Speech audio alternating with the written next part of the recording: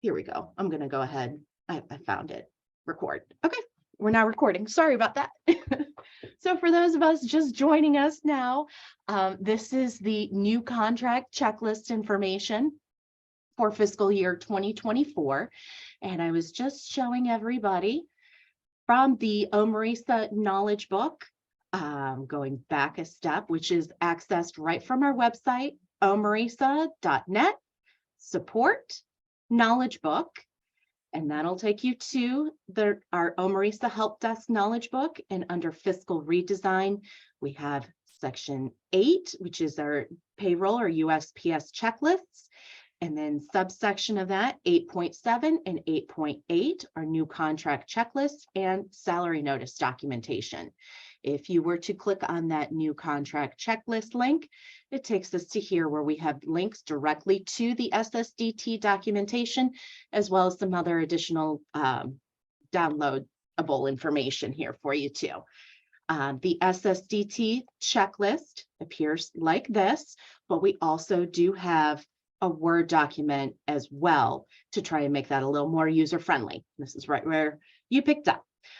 So here's our Word document of the new contract checklist for the next fiscal year with links directly to the SSDT guidelines, as well as a link to download this presentation, the PowerPoint that we're going through today. Within these steps, all of these are collapsible, so you can move them or close them up as you go along if you click those little carrots to make your steps more neat.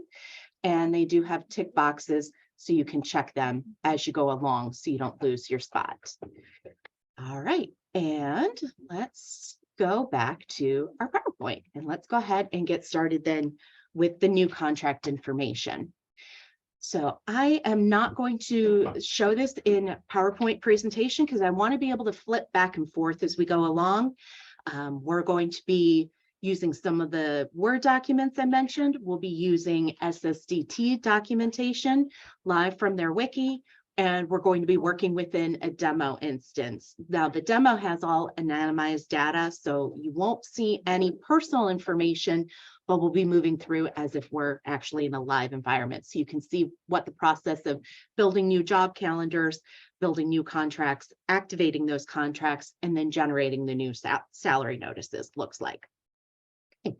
So within that PowerPoint here, I have our very first spot where we've mentioned the guidelines and checklists. So there's 2 locations in which you can find the SSDT documentation. There's a link right here to the new contracts documentation and a link to the new contracts checklist. You'll also see little QR codes off to the side here. Those QR codes take you to the same location. That's just so if you print this and you're working with a printed copy, those links aren't live, so you can scan those with your phone or other QR code reader, and that'll take you right to the online documentation.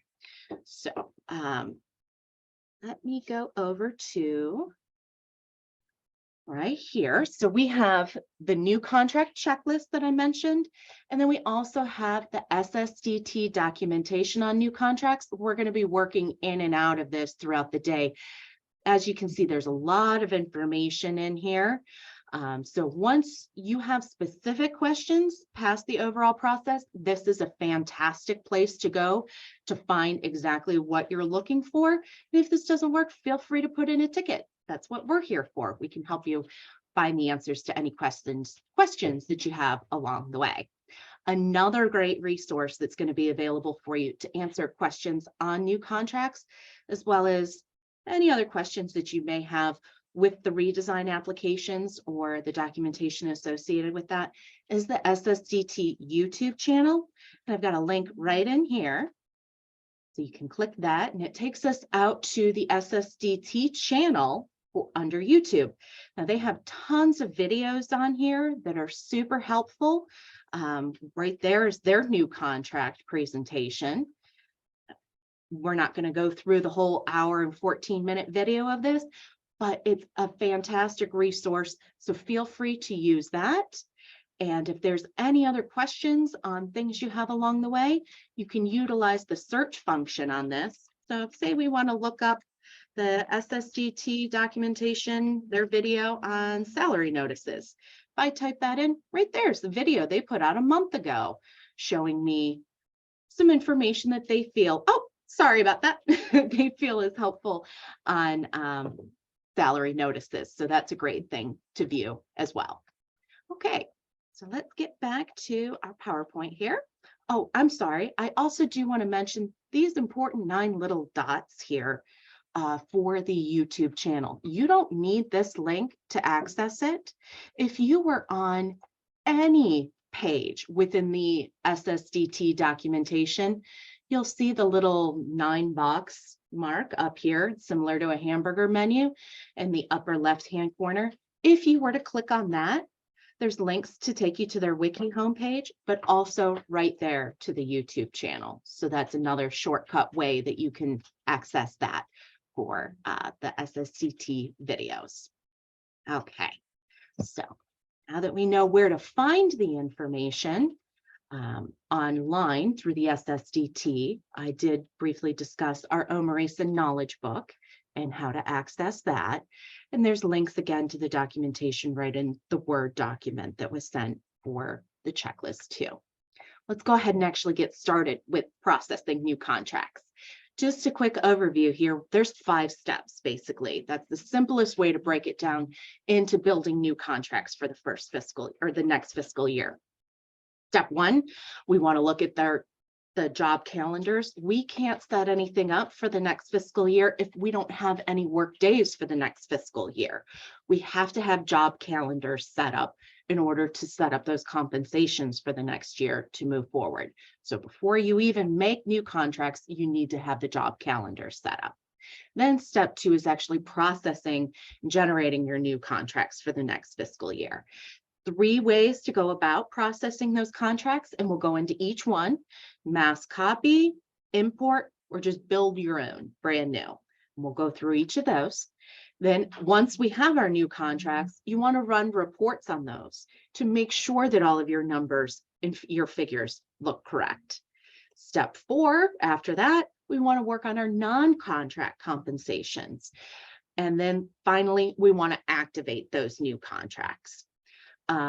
When we go through this, I know there's going to be a lot of questions. I expect that. I appreciate and encourage those questions. So feel free to unmute yourself and ask. Feel free to use the chat feature, whatever you're more comfortable with. But I can guarantee if you have a question, you're not the only one with that question. Somebody else is thinking the same thing. Perhaps they just might not be as comfortable asking it. So help each other out. Let's work together as a group. And I know it's hard on Zoom, but please feel free to ask all of us questions and interrupt me at any point in time. I don't take any offense to that. I welcome it. And I know you're here and you're listening and you're with me. So the more questions you ask, the better, please. All right, so once we go through those 5 steps for the new contracts, there's a few other things we're going to mention. We're going to talk about mass changing labels or description fields and how that can be important and very helpful. We'll talk about the default job calendar, compensation journal, adjustment journal. We'll do some brief examples on different start and stop dates. We'll talk about EMIS questions that you might have. And then finally, we want to get ahead of any questions you have on supplemental coaches and how to set those positions up, because I know that can be a little bit confusing, certainly for me. So I want to preempt any questions or concerns and just make sure we touch base on the supplemental coaches. So before we get into job calendars, does anybody have any questions, concerns, anything at this point in time you want to share with us? Nothing in chat. Okay, nothing in chat. We'll move on then. Job calendars. And if you are accessing this PowerPoint, these links are live, so feel free to use the control-click feature to go right to the documentation and use that as you're working along here. So as you can see, I brought up the documentation here for the job calendars. And this is really important here, the purpose of the job calendar. We just want to highlight that the job calendar is used in conjunction with your attendance feature for retirement days, ODJFS, EMIS reporting. It's not just to make sure that your attendance is easier and more simpler, there's other issues and reasons behind it. It's very important that the job calendar is accurate, days are reported accurately, and the easiest way we can go about that is by doing it correctly at the beginning, by setting up those job calendars. So, and that can be done from our core menu and job calendars.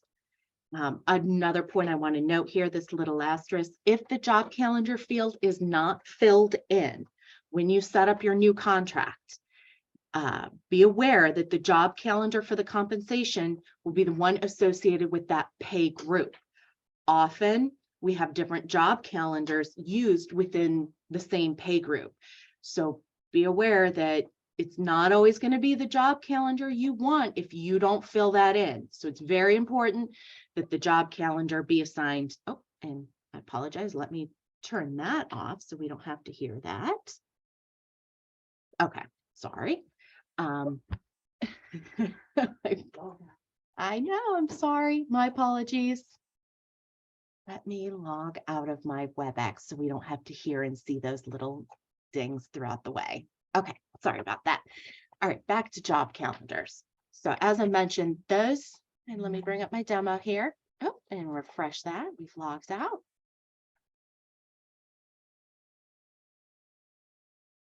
All right. And no, thank you. Not right now. Okay, here we go. This is just a test instance. So some of the information may look a little funky in here. That's okay. Just to give us an overview idea of what it's going to be like for your district. So under core, job calendar right there. Now we can see in the demo, there's a lot of different job calendars in here. You may have more, you may have less. That's all going to be district specific and how you choose to set that up. I do encourage, however, your descriptions should be more specific than what we have here in the demo model. You want to make those as clear and easy to understand on first glance as possible. So use those description fields, have a teacher job calendar, an admin calendar, coach, basketball coach, band director, whoever you need it. Just make sure that those description fields are clear.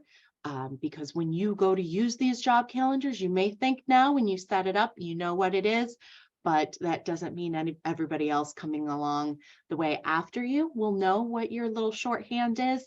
And you may forget down the road what that job calendar was for. So please use your description field. Yeah, sorry. Okay, sorry about that. All right, so moving on from the job calendar. Before we do the new contracts, our job calendar either has to be created for the new fiscal year, or we can update an existing job calendar. Two different ways to go about that. When we create a new job calendar for the fiscal year, yep. There is a chat. Oh, I'm sorry. Thank you. We have a chat question. Let's take a look at that. Denise, can you have several different pay groups paid from one job calendar? I'm not sure on that. To be honest with you, Denise, let me have Melissa look into that one. We're going to parking lot that question. I don't want to answer you without having the evidence behind it. So she's going to check on that in the guidelines for me, and we'll follow back up with you in a second. Thank you for that question. I appreciate it. All right, so moving back while Melissa looks that up for me, the job calendar can be done two ways. We can update a current calendar that's in use and just add days going forward to the next year, or we can create a new calendar for the fiscal year using that copy feature, which will save us some work. So let's take a look at that. We can copy and say I want to use, I don't have a default calendar in the demo model, but say my AFG was my default calendar.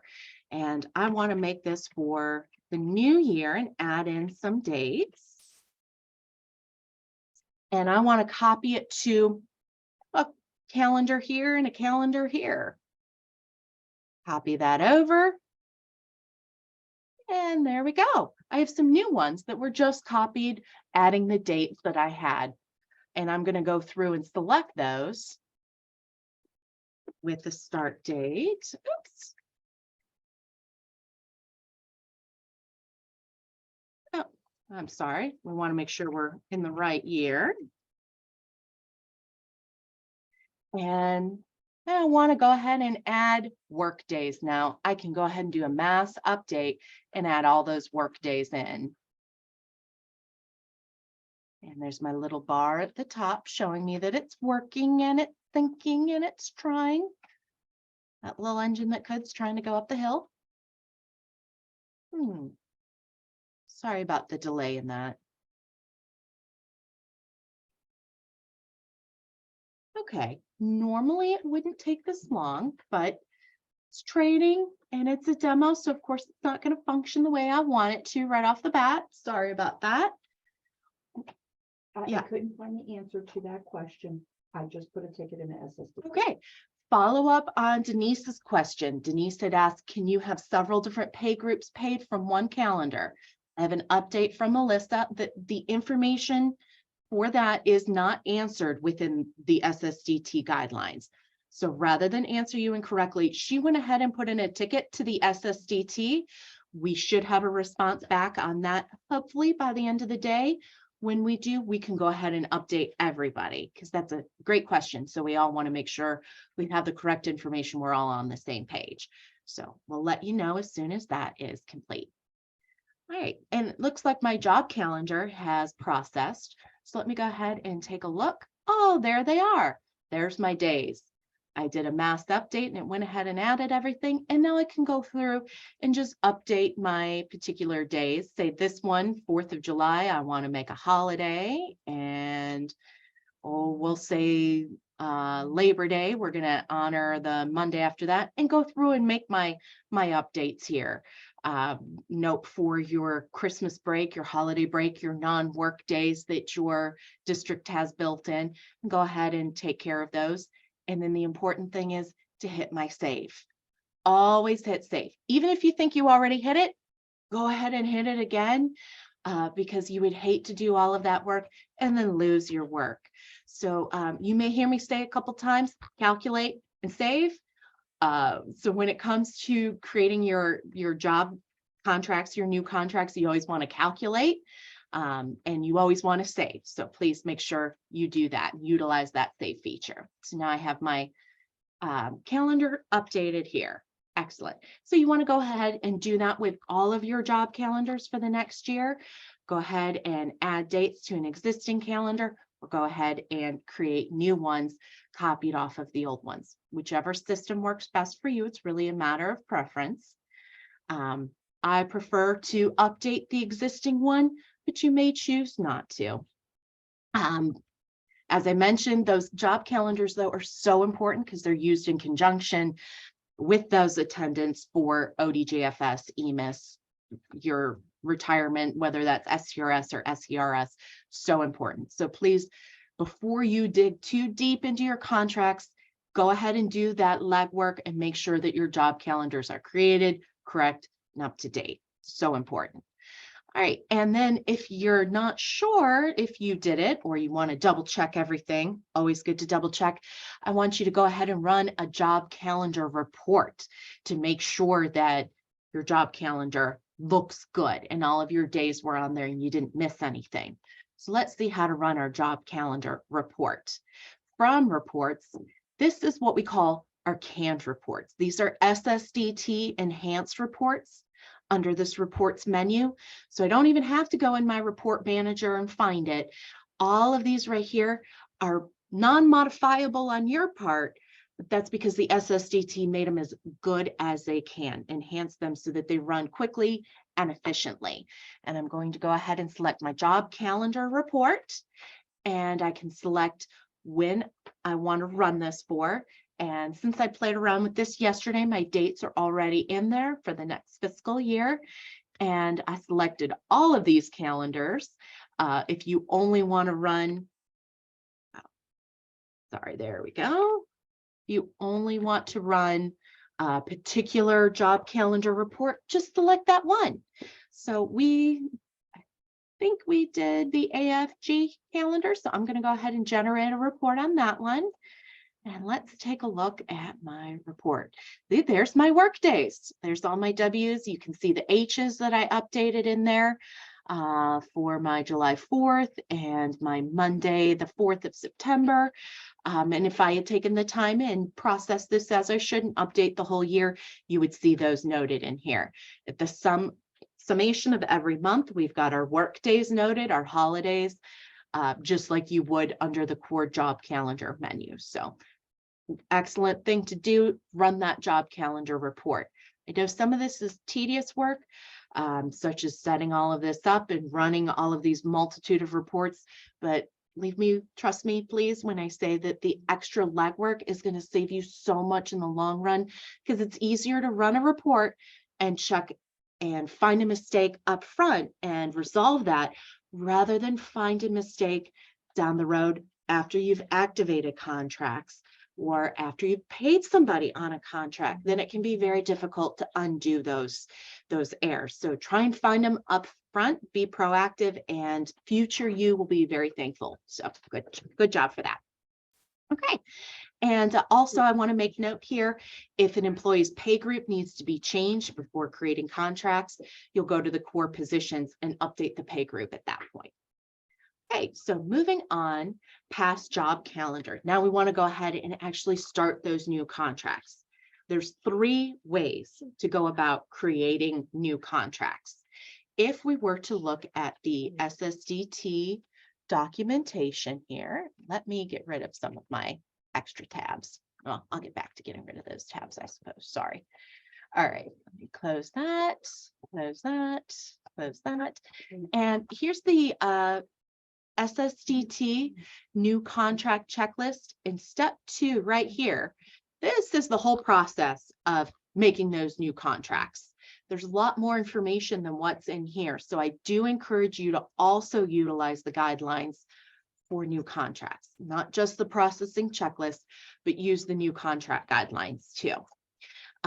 But you can see here within the new contract checklist, we have 3 options. There's option A, mass copy compensation, option B, import new contract, and option C, new contract maintenance. I'm going to put you on hold for just a moment. It looks like we have another chat question here from Jenny.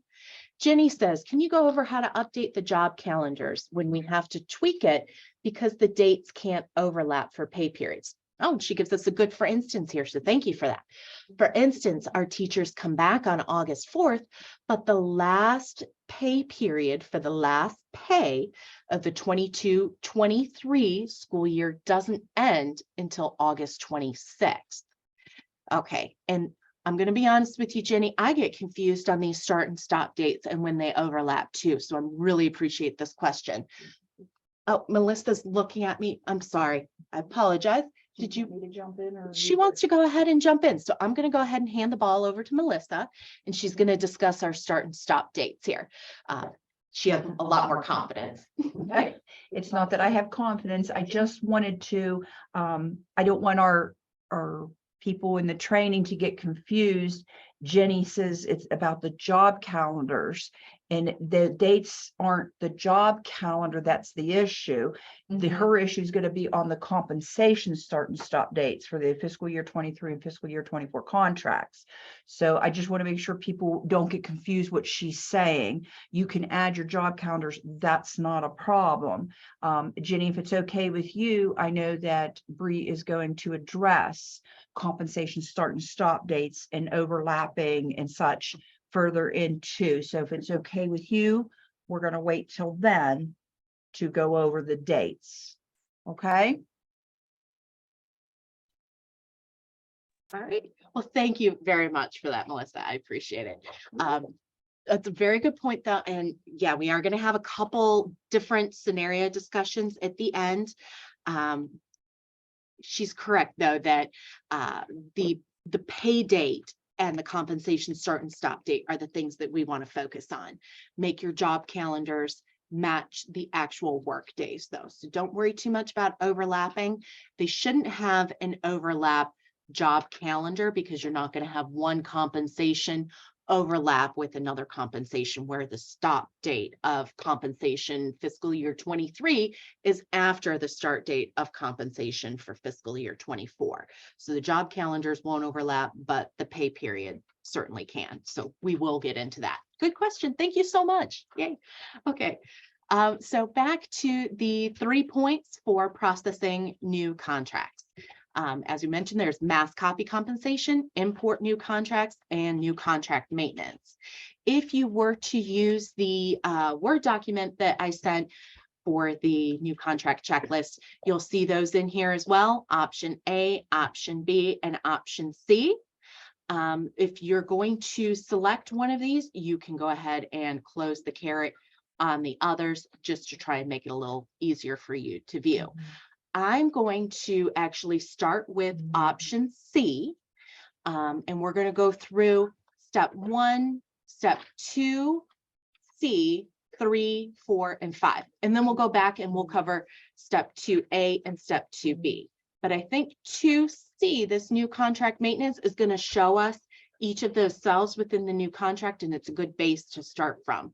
So I don't want to deviate too much from the SSDT checklist, but I want to make sure we understand the basics before we get too deep into the weeds of importing and exporting spreadsheets and mass load and all of that.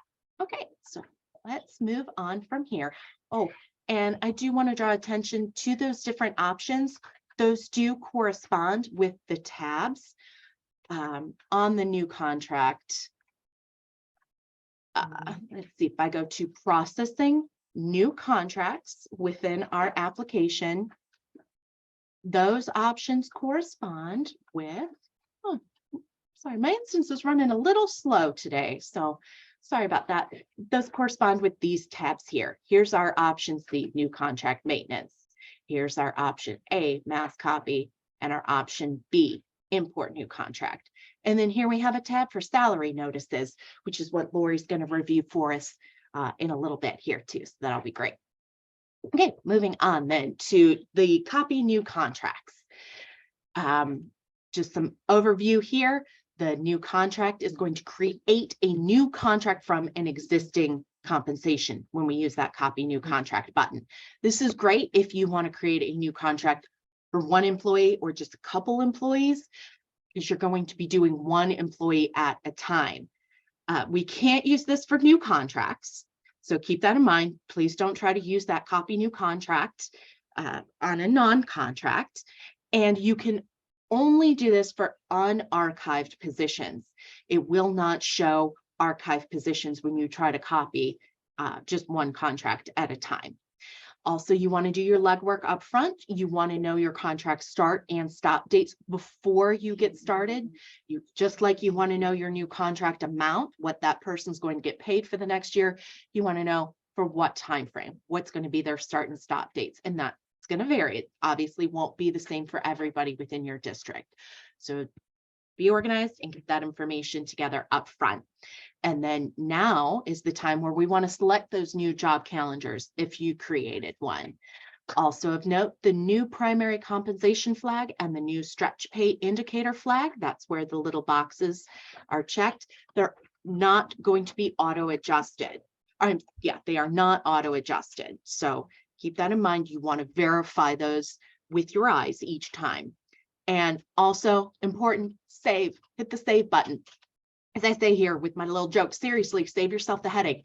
Don't forget to hit that save, calculate and save. So remember that, calculate and save. Okay, now with our new contracts, we're going to go through and actually show you how to do one. So let me go into my test demo instance here. From my new contract maintenance, I want to make a new contract for just one employee. So I'm going to go ahead and hit my copy button and select the employee that I want to make a new contract for. I picked on Benjamin yesterday, so let's pick somebody else today. How about Marty? I like that. Marty Whitehead. And Marty has two different positions, a secretary and a cook. And I'm going to go ahead and make her new contract for the secretary position. But I do want to point out here, do you see how we have the different positions And these compensation, we've got L consistently, L discovered. Those are the labels that are in here. That's why labels are so important, because I can have multiple compensations for the same position. I want to know which one I'm selecting and copying off of. So this is where using labels can be really, really helpful, because if this was my live environment, I wouldn't be using funky labels like this. I would be saying, here's position 1, here's my compensation for her on fiscal year 23. Instead of consistently, my label would say FY23 or whatever I choose to use. And that way I know I'm copying from the most recent or the proper compensation that I want to copy from. Also really helpful for mid-year contracts too. So use those labels. Future you again will thank you. Okay, so go ahead and select her. I want to make a new contract, and I'm going to go ahead and make this one start. We'll pick a different day because I used July 1st for a lot before. We're going to start her 2 weeks later, July 25th, 2023. And I'm going to say this contract is going to run through the 14th of 2024. Go ahead and create Marty. And before I do anything else now, I want to hit this clear button. It's going to get rid of the information that needs to be updated this year. So when I hit clear, it's going to go ahead and get rid of all this contract information from her old contract, so that I make sure that I correct that going forward. My dates will have copied in from what I chose right there when I generated or copied this new contract. So those compensation dates I want to check and make sure they look good. Make sure that my pay plan matches whatever I want it to be. So say I'm paying semi-monthly. I want to make sure that that defaults or is selected to exactly what I want. And Marty's going to get, let's see, $12,000 because we want a nice whole even number. We're going to give her $1,000 a month then. This field right here, new pays in contract, needs to be verified each time. You may think you know everybody that started mid-year, but in bigger districts, this can be very hard to keep straight. If I were to copy this over and say this person started in December, this wouldn't say 26 contracts. This would give me the number of how many contracts from that start date up until the end of her compensation term, which may not be 26. Oh, I'm sorry, we've got another question in chat. Is the contract start date the first day of work? Absolutely, Denise. Great question. And thank you for drawing attention to that. That is the first day that they step foot in the building and actually do work. And So, I have an answer from the SSDT. and whoa, we already have an answer from the SSDT on your first question, Denise. So let me ask Melissa to go ahead and chime in on that.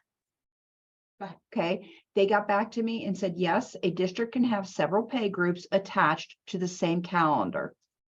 So there you go. You can use you can have 5 pay groups in one job calendar. So you're good. All right. Thanks for the question. That was a good question. Thank you so much. And thanks, Melissa, for looking that up. I appreciate that. You're welcome. Okay. All right. So back to our contract here for Marty Sherry Whitehead. We've updated our new contract amount, made sure our new pays and contract are correct. Anything else that we need to update? I don't know. Let me go ahead and go back to my presentation here and let's look. So we copied, selected our employee and all of that, hit create, hit the clear button. Now these are the fields we want to update. Our job calendar, make sure that we have the right job calendar selected. Oh, description. I want to make sure that I update my description correctly here. Let's say this is for my next fiscal year, so that's good. Or my label, rather. My description is secretary. My label is FY24. Actually, I'm going to make a mistake just so we can keep track of this one. I'm putting FY25 here just so it stands out because I'm going to show you guys later how to change that. So let's go ahead and leave that one FY25, knowing that I'm going to come back later and fix it to 24. All right, our compensation stop date. Now I've got an important note in here. Oh, sorry. Remember the stretch pay employees over the summer months, for example, teachers, need to have a contract stop date right up to the new contract start date of the following school year in order to continue to be paid over the summer months. So don't have a contract stop date the last day that they're in the building, because they're not going to receive compensation past that stop date. So try to keep that through the summer months and make sure that that stretch pay box is checked. They'll be happier if they get bigger checks throughout the year, but so unhappy when they don't get any checks throughout the summer.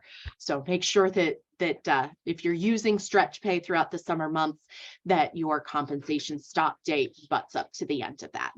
Also, make sure your retirement hours look good. Hours in a day is so important, so make sure that that's correct. You have to update your contract amount and contract obligation. We have those here required, so absolutely necessary. And the pays and contract need to be verified, as I mentioned, especially important when you think of mid-year employees that came on. So those are all things we want to do. So let's see, my contract calendar, my job calendar. I'm going to go ahead and update that to the one that I made here. So that's what we're going to say is the correct job calendar for this position. And everything else looks good. My stretch pay box is checked. This historic, oh, sorry, I thought I had a question off to the Well, side. there is one on chat. Oh, and I okay. answered it, so if you want to read them. All right, we had another question in chat from Jenny. What is the new contract type and where does that come from? And then we have an answer here from Melissa. The contract type field is a user-defined field. It is not required. So yes, that is something your district needs to define and utilize as you see fit, but super helpful when you do use that for other purposes down the road. Report. Yeah, reporting is great. Oh, you're welcome, Jenny. She says, thank you. You're welcome. Appreciate that. Okay. So back to our contract here. Now, remember I said calculate and save. I want you to remember that mantra, calculate and save. I don't want to go ahead and hit save. I want to hit calculate first. See my new unit amount up, and let's see, when I hit calculate, since I changed my job calendar, make sure that this calculates correctly. There we go. We got a whole bunch of contract work dates in there. And yep, that went ahead and updated correctly. I've got my new unit amount here for my daily employee who's going to get paid semi-monthly. Those contract work days are based on the contract, or I'm sorry, the job calendar that I created. Could be less. Obviously, it'll be less for teachers, depending on the job calendar that you use. And it took my new contract amount and divided that out by our contract days to give us our new unit amount. Looks great. I'm happy with that. So I'm going to hit calculate and save. Don't forget that save, because it's not fun when you do all that work and then you lose your work. So again, remember, calculate and save. So good. There is my, oh, where's my, I'm going to hit my refresh button here under my new contract maintenance. Okay. And there we have our new contract for Marty right there with my little description that I used and my label that we have on there. So great. Okay, let's move over now and pass that page. And we did verify the stretch pay. Oh, I'm sorry, I neglected to mention when I had that contract open. If you're a district that uses the salary schedule fields, now's the time you want to update those. You want to update the new salary column, the new salary schedule ID, and the new salary step. The reportable to EMIS box, make sure that is checked or not checked, depending on that position. Very important. And also, as I mentioned, I apologize if I didn't, that historical context box, we've had questions on that before. Don't change it. Leave that alone. That the system automatically updates this. This is entered as the period beginning date of the first time payment was made on that position. So that's when that person originally started in that position.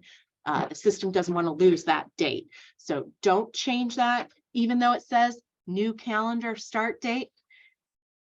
We can kind of ignore that phrase new. I wish the SSDT had used a little different verbiage on that cell, that field name.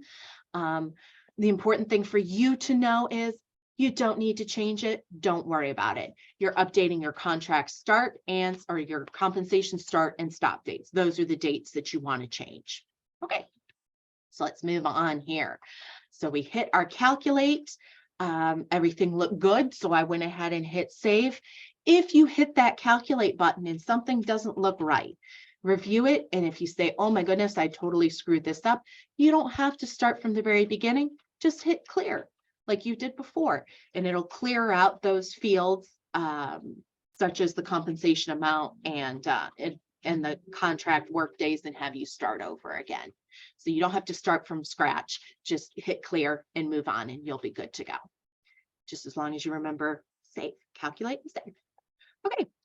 And you want to get these green boxes, as I did. If for any reason your boxes are red, stop. Don't keep trying to play with it. Don't move on and try to activate your contracts. You'll end up with a headache. It won't be a pleasant experience. So save yourself that headache and go ahead and go back and fix your errors at this point. Stop. Don't move forward if you have any red boxes. If you can't figure it out, put in a ticket. We'll help you. It's not a problem.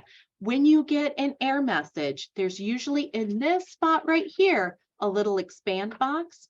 Little tip to help us out. If you can hit that expand box and take a screenshot of your error message and put that in your ticket to us, it helps us tremendously because that's going to show us the source of your error. So the more information you can give us when you initiate a ticket, the better off we're going to be, because we don't have to take so much time trying to recreate the process that you had, trying to figure out how you got the error. We know exactly what you did to get that error, and now we can work with you to try and resolve it. So always the more information, the better. We've got another question in here from Tammy. Can we go ahead and put EMIS info in as we build new contracts and also update the step? Yes, when you refer to EMIS information, let me ask you, are you speaking of anything beyond the EMIS, reportable to EMIS indicator flag? When I go in and look at those EMIS fields here, up. Compensation. See it right Well, there, position, I'm looking blind here, position, okay. These fields in here, are you referring to the position start and the position stop date and changing these fields? So you can certainly do this now too. As far as the EMIS reporting, that's under the state reporting though too. This is what I was referring to, that reportable to EMIS flag. Yes, the EMIS contract amounts, hours, etc. Yes, you can certainly update those too if they need to be changed. Override fields. But yeah, okay, Just so they fair know. point. Melissa wants me to note to you that those are override fields. So if you change this information within this position area here, it's going to override the compensation information up here. So it, I guess, really depends on why you're changing this information, what the motivation is behind it, and why it's going to be different than what you have up here.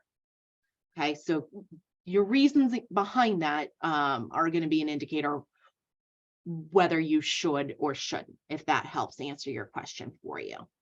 Okay, we have another question here from Denise. What date do we use for the position start and end date? So you're talking about the same thing down here, these EMIS fields.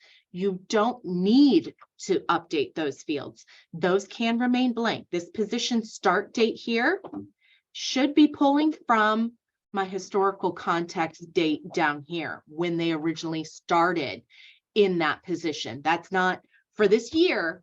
That's going back to when they actually started doing this job, doing this position, not just for the contract term, but from the beginning of that date. So you don't want to change that unless you have to. So as I mentioned, your reasons behind coding these fields are going to be the motivator behind whether you should or shouldn't. The position stop date field should not be entered unless they're no longer active in that position. If you're building a new contract for somebody, there's not going to be a position stop date. They're working in it the new fiscal year. So go ahead and leave that one blank. And then for most situations, you're going to leave this defaulted because it's pulling that when they started date. Oh, and Denise added here, do we need to update anything if our historical info does not match the position date? So that could be thinking of a hypothetical scenario. If you had a position and then if you had to start a secondary position for the same person, I'm not sure why you would need to do that. What I'm going to say, rather than getting too far into the weeds, because I don't want to take time away from the salary notices. I want to make sure that we have plenty of time to get to that. As I mentioned, we want to respect your time here for the group. When it comes to specific questions on updating this, if you have a situation where you feel like you need to put in a ticket to us with your specific situation, and then we can address it for you. Because that's not something I can really make blank statements on in terms of updating that position start date. You, in most cases, really shouldn't have to. So if you have specific questions or you have a scenario where you had multiple positions for the same position for some reason for an employee in a district, and you have questions on that, put in a ticket and we can work with you individually on that. So, okay, we've got another question in here too from David. David said, my question is about the compensation start and stop dates. The last pay date for my fiscal year 24 stretch pay is September 13th. Obviously, the employee's back in the building before this date. Should my compensation stop date be 9/13 of 24? Yeah, that's going to depend on your pay period. You can't pay two different compensations within the same pay period. So I'm going to table your question, David, because I think we're going to address it when we get to the end and we talk more about those start and stop dates. So I think when we go through that, those couple scenarios all together, we may be able to better address that and provide you with more context on the start and stop dates when the overlap plays in. And when the pay periods come in. So not ignoring you, but we're going to come back to that one. So just make a note to come back to that specifically when we get to that point. Thank you. Before I move on at any point, does anybody else have any other questions that you want to throw in here too? It's a good stopping point since we've taken a break away from this new contract. Just a moment. Anybody else want to speak or add to chat? Okay, moving back on then. Okay, so let's see, where did we leave off? Squirrel. Okay. All right, so finishing up our option C, the new contract, hit our calculate button. We got our green boxes, everything looked good there. So now I'm going to go through and repeat that process with the couple employees that I want to do that on if I'm using option C for my new contracts. Once that is complete and I am now done with my step 2, I don't want to activate anything yet. I want to make sure that what I activate is correct. The best way to do that is to run a couple reports and check my numbers, check my figures. There's 3 different reports we're going to recommend for you here. There's a link to the new contract reports documentation. And I can show you that if we click on it.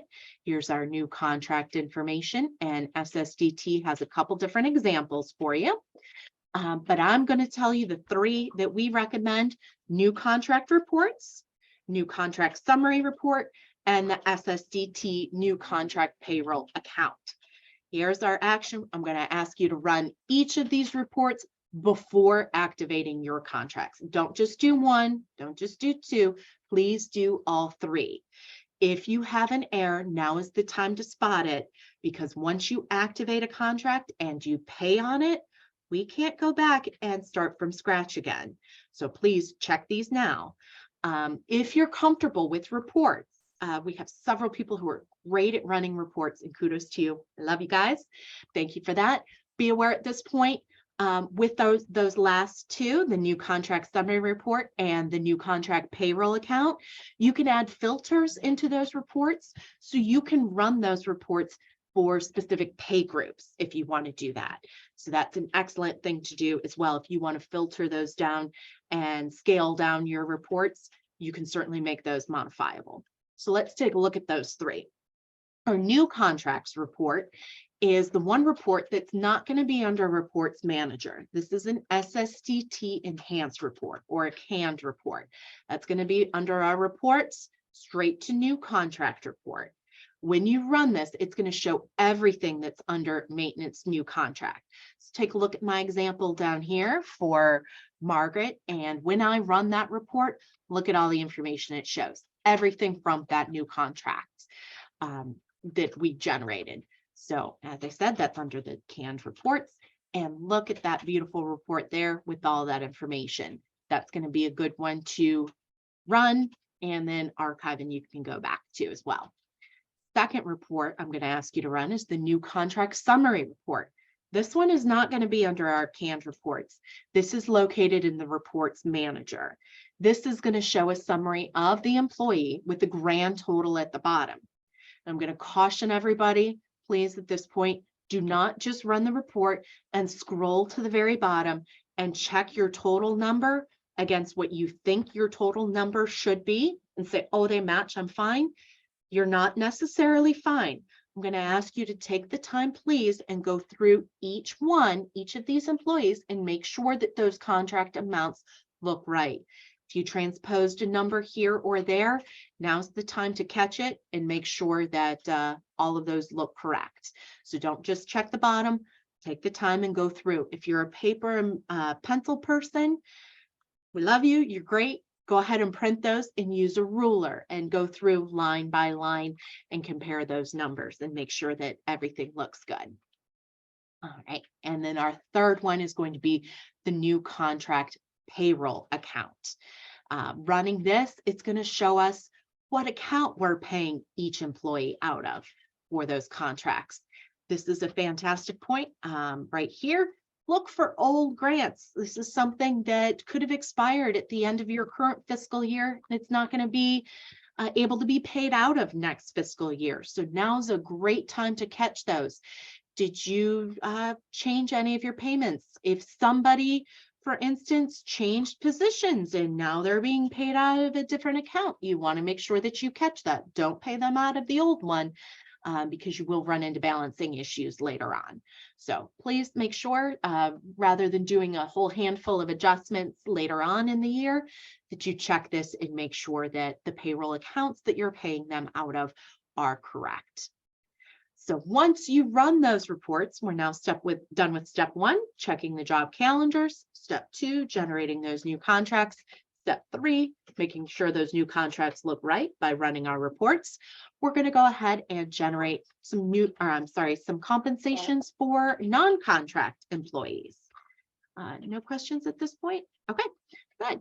So non-contract employees, this would be like your part-time employees, your substitute teachers, your part-time cafeteria staff, any of your time card employees. You can go ahead now and generate those for them as well. You want to start off by going to our report manager, and we're going to download a spreadsheet to take a look at. We're going to generate the SSDT non-contract compensation mass load extract. I know that's a whole mouthful, but it's actually a pretty simple process here. So from our demo model, we're going to go to reports and our report manager. As soon as that comes up. Okay, sorry, the system's a little cranky today and running kind of slow. All right, so we've got here the SSDT non-contract compensation mass load extract. I'm going to go ahead and download this report. I don't need to change any fields in here. And before I do that, actually, let me check my downloads from yesterday, because this field took a long time and I don't want to make you guys sit here and wait for that report to download. So let's take a look. Oh, there's my JSON. I don't want to do that, but here, take a look. Now's a good time for them to do JSON. Oh, yeah, it's a good point. Fair point. Well, I've got this here. That's a JSON file I was hovering over. Just a little tidbit. When you see something, it says .json, that's a code. Don't open it. It's not a readable document. If you open it, it's probably going to open in your Microsoft notebook or notepad, and it's going to look like a bunch of DOS jargon.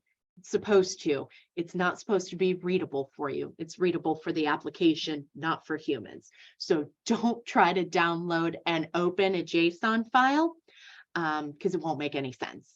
So what we're going to do, if you have a JSON file, you just download it and then go to your report manager and import it. Simple process. If for any reason a report that I needed wasn't in here, this is where I can go ahead and import those JSONs. So I'm going to take just a brief detour here. I'm going to go to our OME-RESA knowledge book. And let me go to fiscal redesign. And step 8, section 8.7, new contract checklist. And under here, under these downloadable things, I have a couple JSON files here that I think might be helpful for you. New contract compensation worksheet, new contract EMIS reportable, mass change. That's actually preloaded into every single district for you already. So you don't need it, but if for any reason I missed one, it's there for you. And anything here that says JSON, such as the report right now, if I click on that, it's going to download. And then I'm going to go over to my report manager, hit import, and just import it. And I'm going to name this me, just to know that that's the one I did right now for testing purposes. That's the same as the SSDT one. But if for any reason it disappeared or you couldn't find it, you could import that report yourself. And if I download it, it's going to take a while. But that's how you just download and import a report. And then you run it like one that's already in there. So let me go back to my downloads and bring up a spreadsheet from yesterday just to save a little time for you. So here's one I already updated. Let's see. I have one that I didn't update. There we go. So this is what it looks like when I hit that download button. Now this one has thousands of employees on here. Yours most likely won't. Mine's a test demo that a lot of people have been playing with. I'm going to clean this up and we're going to play with just a couple hundred of these instead of a couple thousand.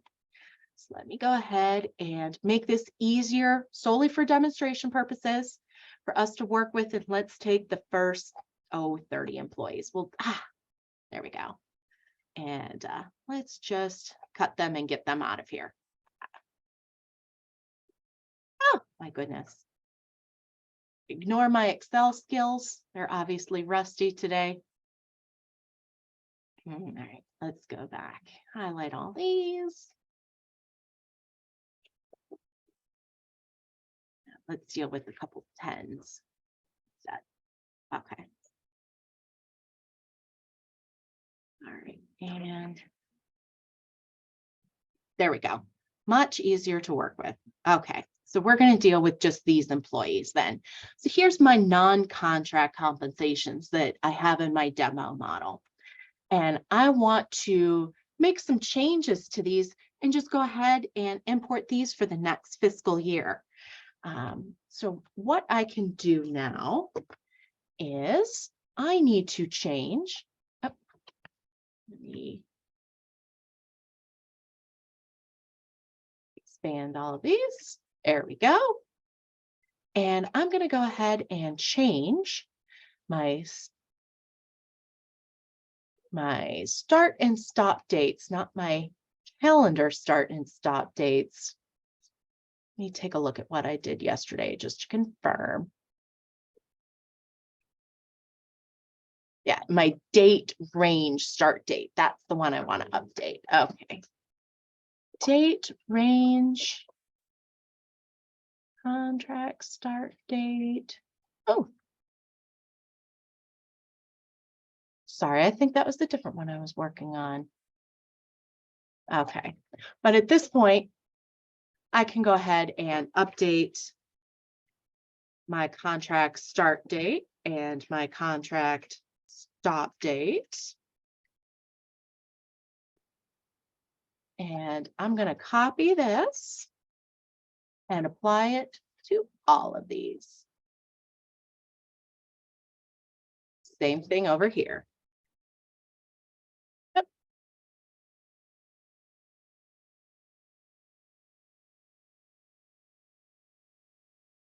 Okay.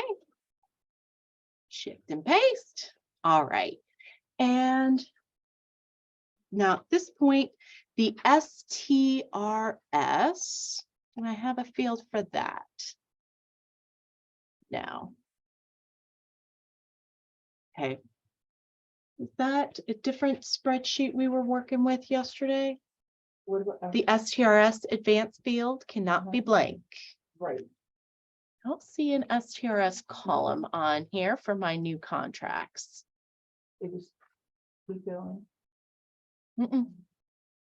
See on the one I used yesterday, the SSDTs. It was Yeah. on there. Okay, I think my issue was I tried to do a little shortcut for everybody instead of just downloading the report because I didn't want to take too long. So I apologize. I think I actually took too long by trying to take a shortcut. Learn from my mistake here. So I'm going right to the SSDT report, generating this. It's taking. It's going to take a while. So while that downloads, I'm going to check now. Does anybody have any questions you want to chime in on? I'll take complaints too, not just questions. Bueller, anybody? Okay. All right, here comes my Excel sheet now, opening. Here we go. Let me enable my editing. This looks much better. All right, so here, again, I'm going to delete a whole bunch just to save us some time. My non-contracts. And you would want to go through and clean this up, purge any of your employees that no longer work with you. All right. Okay. And to do, It doesn't give you, there's a chat on this. okay, I've got a chat question. Our question here from Denise, can we filter and import in smaller groups? Unfortunately, for the non-contract compensation mass load Excel sheet, it doesn't give us any sortable options when we download that report.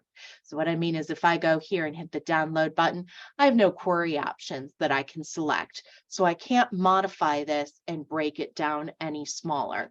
This is just our non-contracts.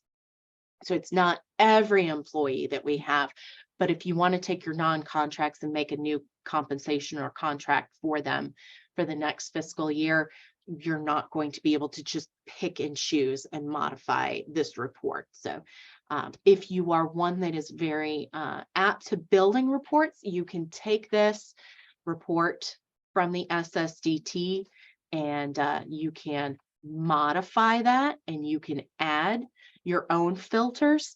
But if you're not comfortable with reports, I wouldn't suggest learning at this point in building. What I would suggest is maybe scheduling one of the future report trainings that we'll be having this fall. We had a couple in the spring, and hopefully we're going to have some more on the books this fall. Attend one of those because there's a lot of information in those trainings on modifying, building, creating, and customizing your own reports. So that's a great place to start. But if you are not one that's is fluent in building your own reports yet, I would not suggest starting at this point by building your own customizable report. I would use the one that the SSDT has created for us and work from there.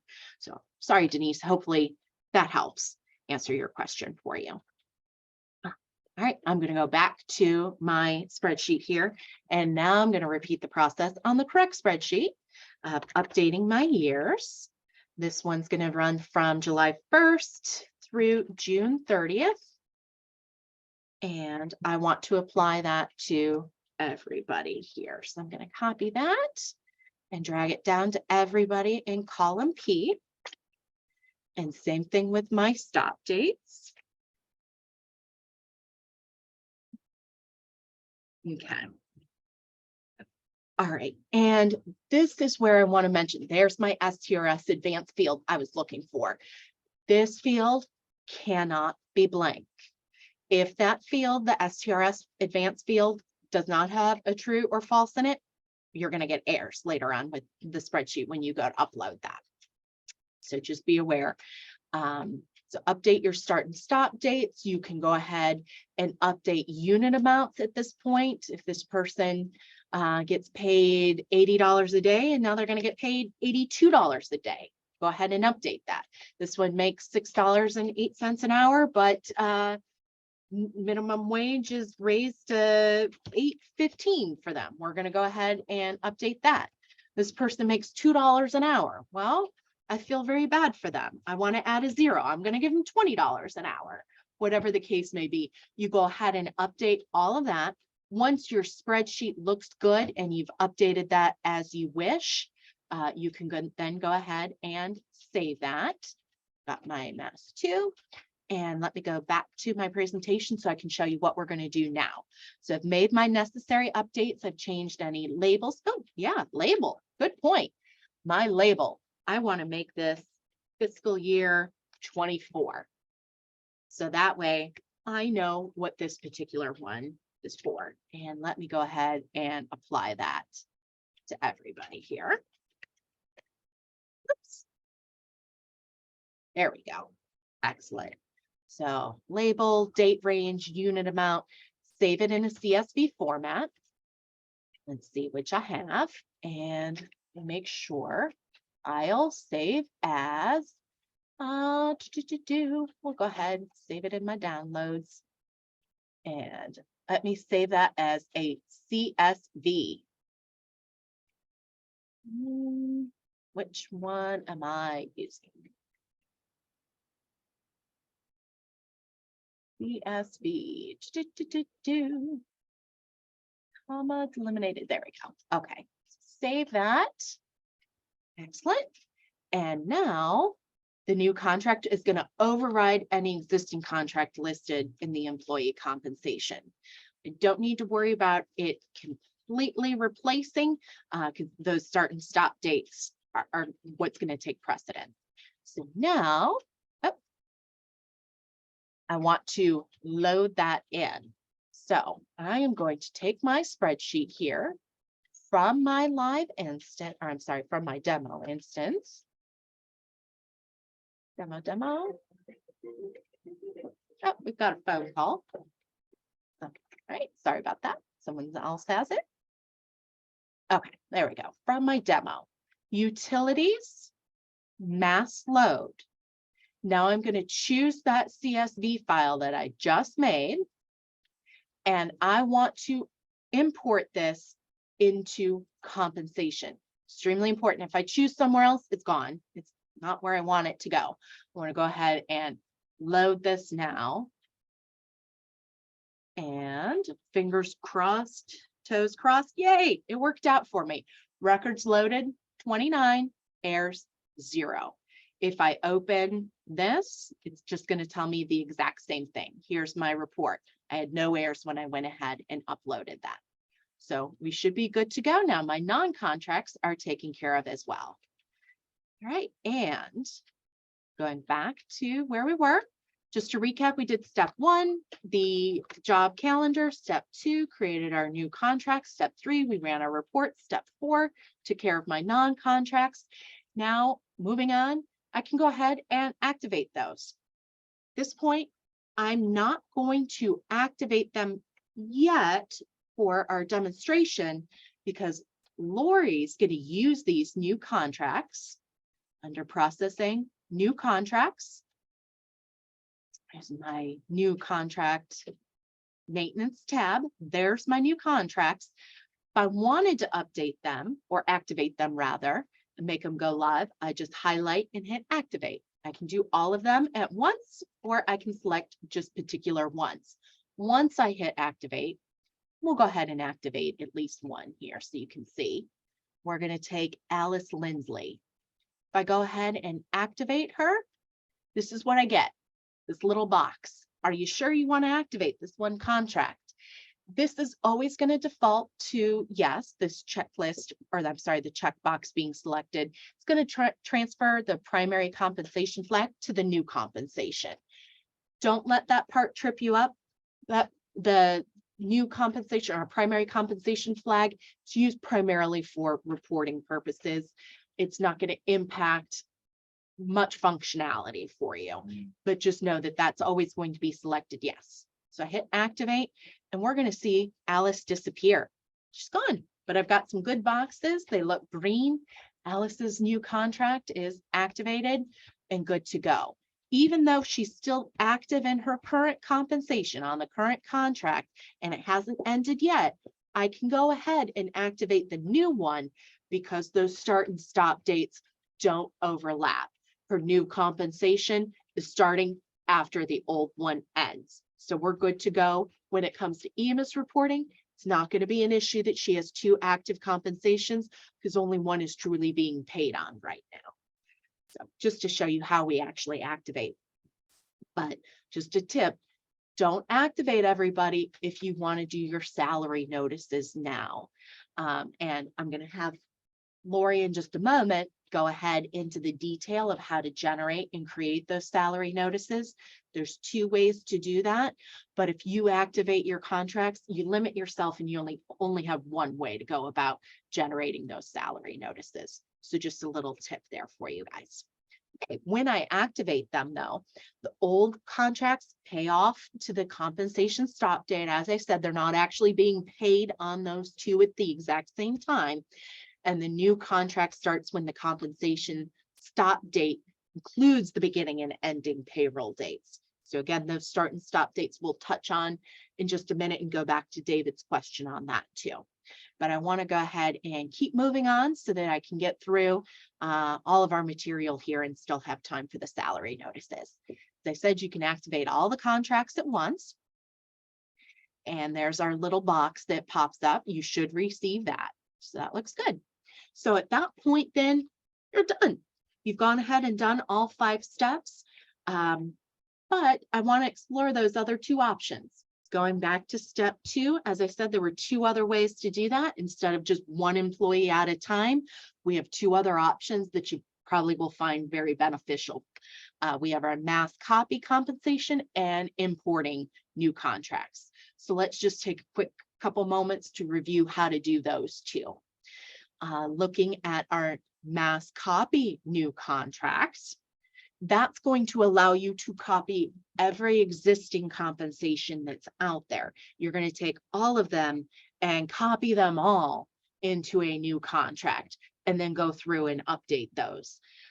When you use this mass copy function, the new contract record's creating using the existing, and it's going to clear out and set to 0 these following fields. So you need to manually update these fields for each one of those employees if you choose this option. You're going to have to update the amount. I'm sorry, zeroed out. So you won't update the amount paid. My apologies. You'll update the new contract amounts, but these fields are going to zero out and start from scratch for the new fiscal year. The amount paid, docked, earned, their accrued wages, contract days worked, and new retro pay. So expect all of those fields to zero out and start from scratch when you do the mass copy new contract option. The unit amount and days worked are not cleared if there's a calendar set up with work days for the new school year. So another important note I want to make for you there. Okay, keep moving on with the option A, mass copy new contract. Let's take a look here, going through the process itself. So here's our option A, that little tab. Here's what our screen looks like. When we do this, we have the option to copy the new contracts for just active employees, just the inactive employees, or to do both active and inactive.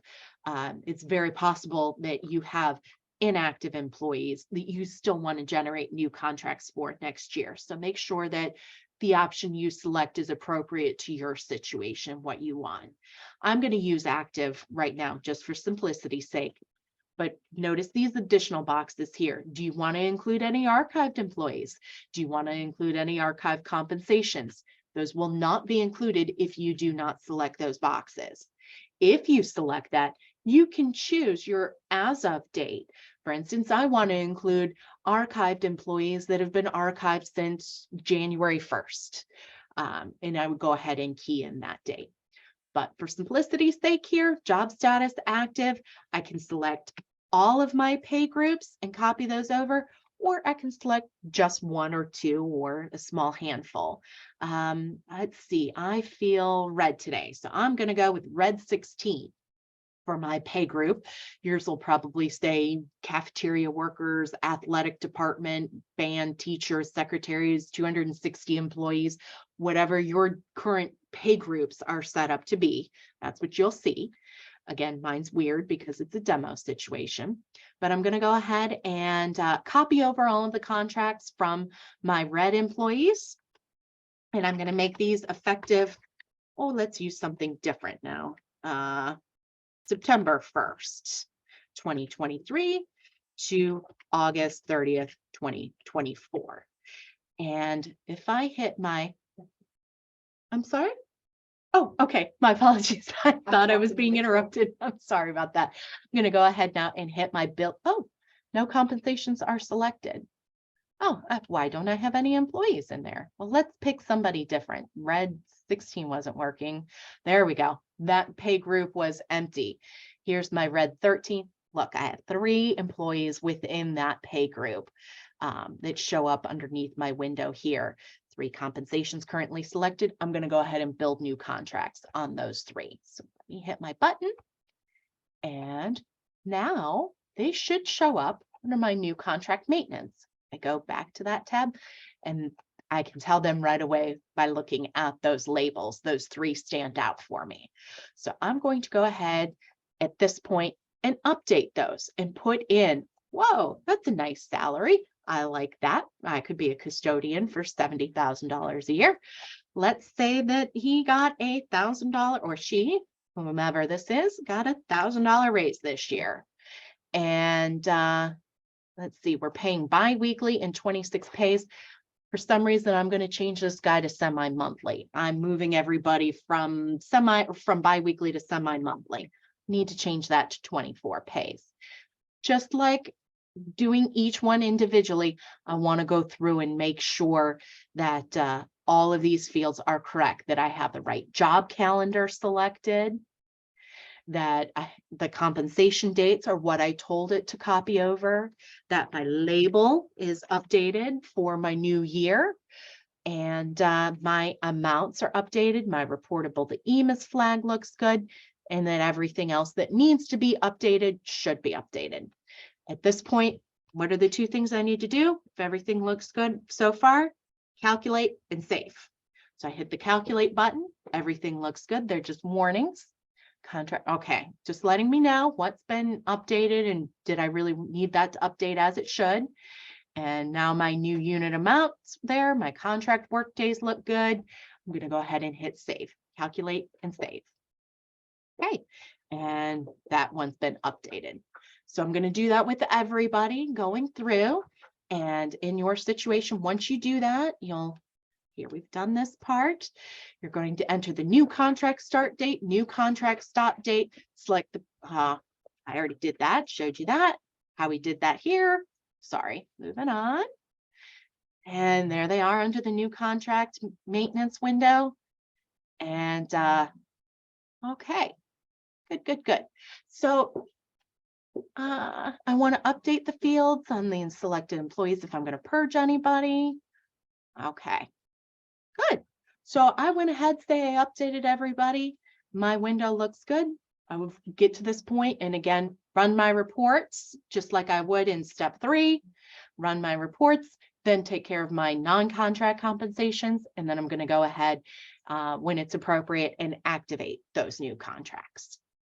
Okay, so I ran through that part pretty quick. Does anybody have any questions on the mass copy of those new contracts? because it's pretty much going to be the same process as copying one at a time, but instead you're copying everybody or selected pay groups. Any questions? No. Okay, excellent. Well, we've done step 2, option A and option C. So let's take a look at option B, importing new contracts instead. I know that there's still a couple of school districts from what I hear that absolutely love their spreadsheets and prefer to work on spreadsheets instead of working within the application. This is the option that allows you to do so. In order to have a spreadsheet, though, that you're updating and importing in, so important that you use the new contract compensation JSON file here. I've got that on the knowledge book.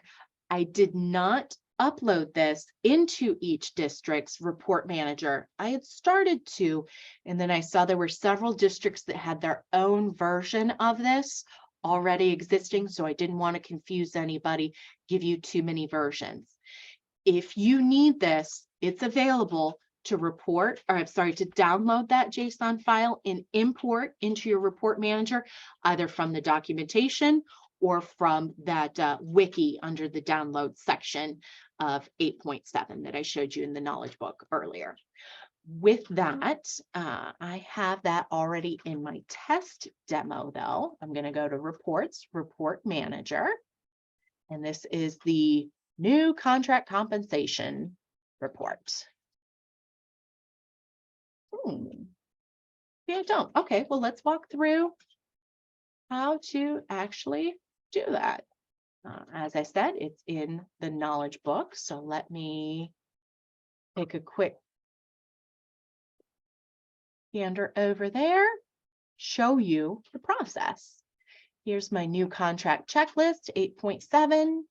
There is my new contract compensation worksheet JSON. I'm going to download that, go back to my application, my instance, import that JSON, new contract compensation worksheet. I'm going to name it me, just for test purposes, so I know it's me holding up my hand, me, pick me. There's my new contract compensation worksheet. I'm going to go ahead and download that. And at this point, you can select new pay groups, as Denise had mentioned with the non-contract. Here you have options to filter that down. So you can select just particular pay groups. If I want to pull in compensations from just, let's see. Oh, let me do past fiscal year. And I don't know offhand what pay groups I'm using. Was it AFG? I'm going to try that one. Generate my report and open it up. Yeah, there we go. This, oh, okay. It didn't pull anybody over. Oh. All right. Let me do that again, but without selecting any pay groups this time, because I didn't have any in there. Generate my report. And here is, fingers crossed, my spreadsheet. Excellent. Here are all of my contracts, not even filtered out by pay group, what I have right now in my demo instance. This is the same thing as updating each employee, but I'm looking at them all together on one spreadsheet. And now's where I can go ahead and update all of that. Change my label. I'm going to make it fiscal year 24 and apply that to everybody. And now's where I'm going to go in and I can manually update these contract amounts. There's no calculate button for me. I'm the computer when I do this. When I use my spreadsheet, I have to know the correct amounts here when I type those in, because again, I'm not relying on the system to calculate everything out for me. This would be if you had done everything manually and you wanted to enter this in. Not necessarily the best option for everybody. This is a matter of preference if you want to go through and update them within the application, or if you want to go through and update them manually in the spreadsheet and then upload or import your spreadsheet, you would do that following this path. All right, and so if I have my spreadsheet and it looks as I need it to, oh, I'm sorry, I also want to mention these column headers because this is very, very important. These column header names cannot be different than what the SSDT says they need to be. So if you have your own spreadsheet you already have made, don't just assume that you can type in compensation label for your compensation label field. It needs to be specified exactly this way: small c, big L, no spaces in between. Same thing with contract amount, per pay period, and such. This is how the programming works in the application behind the scenes. So if we change that coding by changing spacing or capitalization, we're going to have issues later on when we try to import and use this information. So I just want to make sure you know that that information stays in there. Here's a snippet of all of the cells, the fields that exist. And if you need to clean it up, you can delete certain columns. You don't have to use every one that's already in there, but you cannot delete these: the employee ID, job number, contract type, and new compensation label. Those have to remain in there. So please do not delete those columns. My action I'm going to tell you is just go in and update the fields. Make sure that everything is reflecting the new information that you would want to be displayed for the next fiscal year. Okay, once all of your fields are updated, you're going to import that information. By doing so, we want to go to our application, the instance, back in payroll, processing new contracts, processing new contracts. And here's my little import new contract button. So we have option C, option B, there's option C, A, and there's B, import new contracts. Oh, I have a question. Pause, time out. All right, question here. Denise asks, this is where I was wondering if we can filter and import the spreadsheet in smaller groups. Oh, I'm sorry, Denise. I misunderstood then. All right, well, hopefully that answered your question. Thank you for hanging on with me, and thank you. Do you have any further questions on that, on filtering down? Okay, all right, thanks.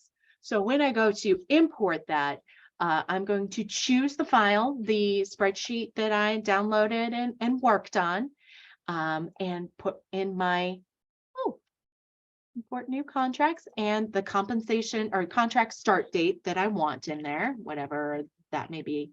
Can't remember what I used. Did I use September 1st? Yeah, I think you did. Okay, say that September 1, 2023. And I'm probably going to get an error because I didn't update everything along the way, but let's see what happens here. Yeah, I did get some errors. And let me see if anybody has any. Well, here we go with that again. All right, employee ID not specified. Yeah. I had issues with this yesterday as well within the test or the demo instance. We did try it in the live instance and it worked. So I'm going to say at this point, I apologize to everybody. I don't want to show you a district's live information because compensation is personal information and not something that we want to share. So I apologize for this. If you have issues when you do this live in your instance, put in a ticket with us. But theoretically, in the real world, you'll get to that point, and when you import, it'll show just like I did with my mass update, records loaded, and it would say 118, errors 0. So if you take the time and update your spreadsheet, meticulous time, and update that, you should be able to import that without any problems. So sorry about that. But in the real world, you import that in, and now everybody that I imported would show up under this new contract maintenance. And we would be able to go ahead and review, generate salary notices, and activate from there. So let me pick up where we left off here. I import them in. Yep, now they're going to show under the new contract maintenance if everything looks good. And then we'll make any necessary changes if they're needed. At that point, once those have been imported and moved into the new contract maintenance tab, I would complete my process.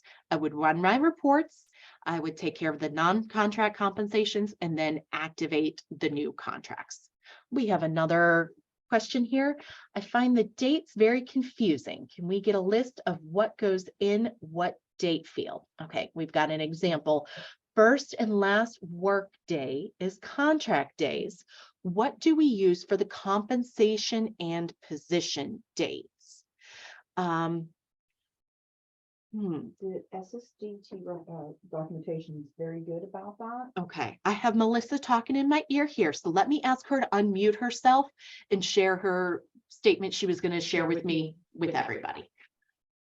Okay, what I was saying to Bree is the best thing to do is go to our the SSDT documentation. I always have to refer to this to make sure I'm giving the right information. So if I go to core and position on my, I know you can't see it, but I'm at the SSDT's information here. So core position. And then go ahead and say you're going to create a I'm sorry, we're on position. Create a position. Go up a little, please. Yeah, there you go. Create position. Okay, and when you scroll down, it will tell you what should be in each field. So that's what I always refer to, Denise, when it comes to like the position field. Like the start date is the date on which the staff member began work in this position. The start date of the position is not used in EMIS position reporting. It uses the position hire date. So those are dates more, when did they start this position, when they end this position. So if you have a teacher who's teaching in the elementary school, they started 7/1/2022. I know that's wrong. I'm going by classified. I apologize. We'll say 9/1/2022 to 8/31/2023. And now they're going to move to the middle school because it's middle school starts like the 5th grade. You would go in and put the last day in there. The stop date is when the staff member stopped working in this position. So, and that gets kind of tricky because do you use the last work day that they worked or the last day paid on that contract? I would go with the last day they worked in that building. I mean, in that position, they literally work because what they're being paid over the summer is just accrued wages. Compensation start and stop dates are a little different. Compensation start dates, absolutely, you want that to be the first day that they work. Let me tell you. Okay, so, and I don't know if you want me to go deep in the weeds on this or wait till you get to this portion of your. No, I think this is great. It's a good question. I'm going to also refer. You're us, muted. I know, I'm sorry. That's okay.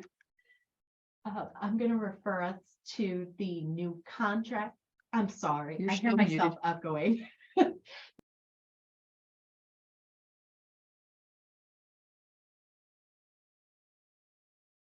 Oh my goodness, we're a mess over here. I'm sorry. I'm also going to refer us to the new contracts documentation as well, not just specific to the compensation or the position documentation, but I included this link to the new contracts documentation. And if we use this, let me just type in date here. I'm a fan of quick shuffling through. Let's see. Oh, wow. Here's information specifically for the dates as well. Here's just like describing each field for us. And it says the new compensation start date. And it tells us it's the start date of the current contract. The dates are required field and the contract days are figured by using the compensation start and stop dates in the job calendar selected. So there's our new compensation start, new compensation stop. Going down under position, there's our position start date and stop date to answer that. Position start date is the date in which the staff member began work in the position. Position stop dates when they stopped working. Moving down to more dates, compensation. Here we go, new contracts.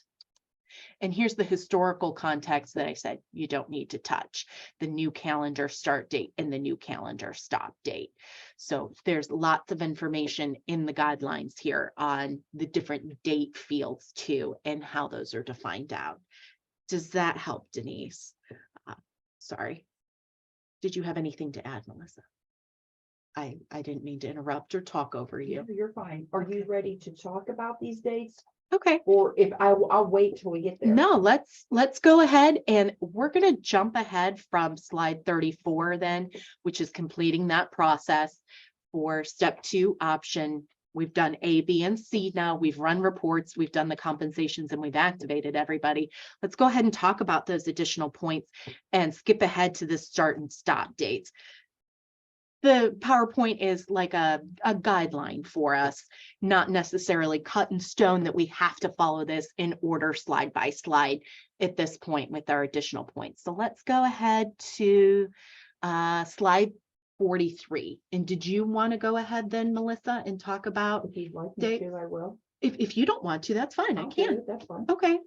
Okay, so I'm gonna mute you yourself. Okay. All right, so Do you I'm want- gonna use my information. Do you want to start sharing, or do you want me to? No, that's Okay. fine. We don't need to No share. I don't think I need to Alright. share at this point. I'm gonna use David's earlier question because he gave me a little bit of information. And David, I'll need to ask you some questions on this to help people understand.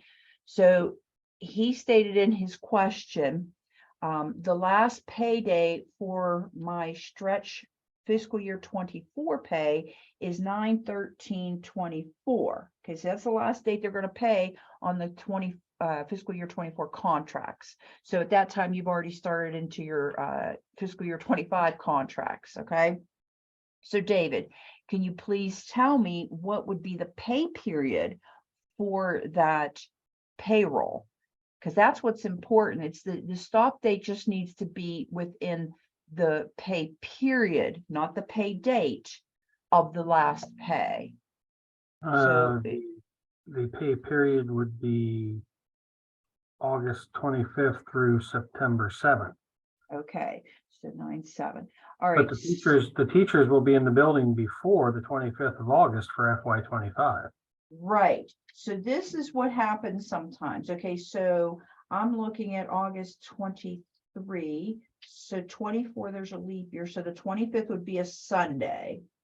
Okay, so so what we sometimes have to do, and I know it can be pain, we can make the compensation stop date on those 8/25. That way it is included, it will pull into the 9/13 payroll. So if you started school, you said approximately what was the date you think, an idea of the first day of school for fiscal year 25? What is it this year? This year, they're going to start on August 17th. Okay, so it could conceivably, It could be the week of the 12th in 2024. yeah, that's what I'm thinking, a week of this. So when that happens, if there are, the start date of one cannot be before the stop date of the old. Okay, because then you're going to run in trouble. One of the big problems that you'll have right off the bat, I'll tell you, is STRS Advanced. If you have your job calendar in for the following year, we'll use this year's dates. So for fiscal year 23, you have your fiscal year 24 job calendars in for teachers, and you take that compensation stop date past the first day of school. When you go to run STRS Advanced reports at the end of June, it will look like nobody finished out their contract because there are still work days on their job calendar to be worked in the eyes of the system based on that compensation stop date. Okay, that's the biggest problem that I see. The second problem comes with this system gets confused. Well, who am I giving the day's credit to? They're overlapping. Do I give it to the old compensation, the new compensation? And we found it's giving it more to the old compensation record as opposed to the new compensation that it needs to keep track of. So in your particular case, David, we'll say that the 15th was the first day. So next fiscal year 25's contract. So August of 24, the 15th would fall on a Thursday. So those 2 days right there, what you could conceivably do is put them on weekends past August 25th. So if August 25th is a Sunday next year, you could put those 2 days on that Saturday and Sunday the following weekend. That way the system picks up the days worked and the amount earned. Then once you're past that payroll and the compensations are, those old compensations are done being paid on, you would go back in and put work days on the 15th and the 16th and take them off the weekends. And you see how easy it is to use job calendars, that you'd only have to update a couple days to change things. So you could even do, you could actually even do the, let me make sure I'm giving the right verbiage here. Court job calendar. Okay, you can actually do the mass change, the one with the plus, because there's 2 mass change buttons, the one with the plus, and you can say this day update to a work day, August 15th, and then you pick all the job calendars that applies to, hit save, and you could do all of them in mass change, like those 2 days. Unfortunately, I know that's not the greatest thing to do, but it works, and it saves a lot of problems, especially, again, coming back to STRIS Advanced. Why does it show that they only worked 181 out of 183 days? Because we didn't clean up that, because of how they crossed over the job calendars, and we didn't capture those days worked. So does that make a sense to you, Dave? It does, but it would be a lot easier if they changed their program to, because I can't believe I'm the only person that's going to have this issue. Oh, no, you're not. You're not the only one who has this issue. We've mentioned it to them. I don't think it's something with the software or programming. They can't get it to work. I'm not 100% sure, because it's been a couple of years since we talked to them about it. Put the tickets in, but I can refresh that and go back in and ask them if this is ever going to be a possibility, to where they overlap a little bit, if they can change their programming. So let me write this down. Compensation dates.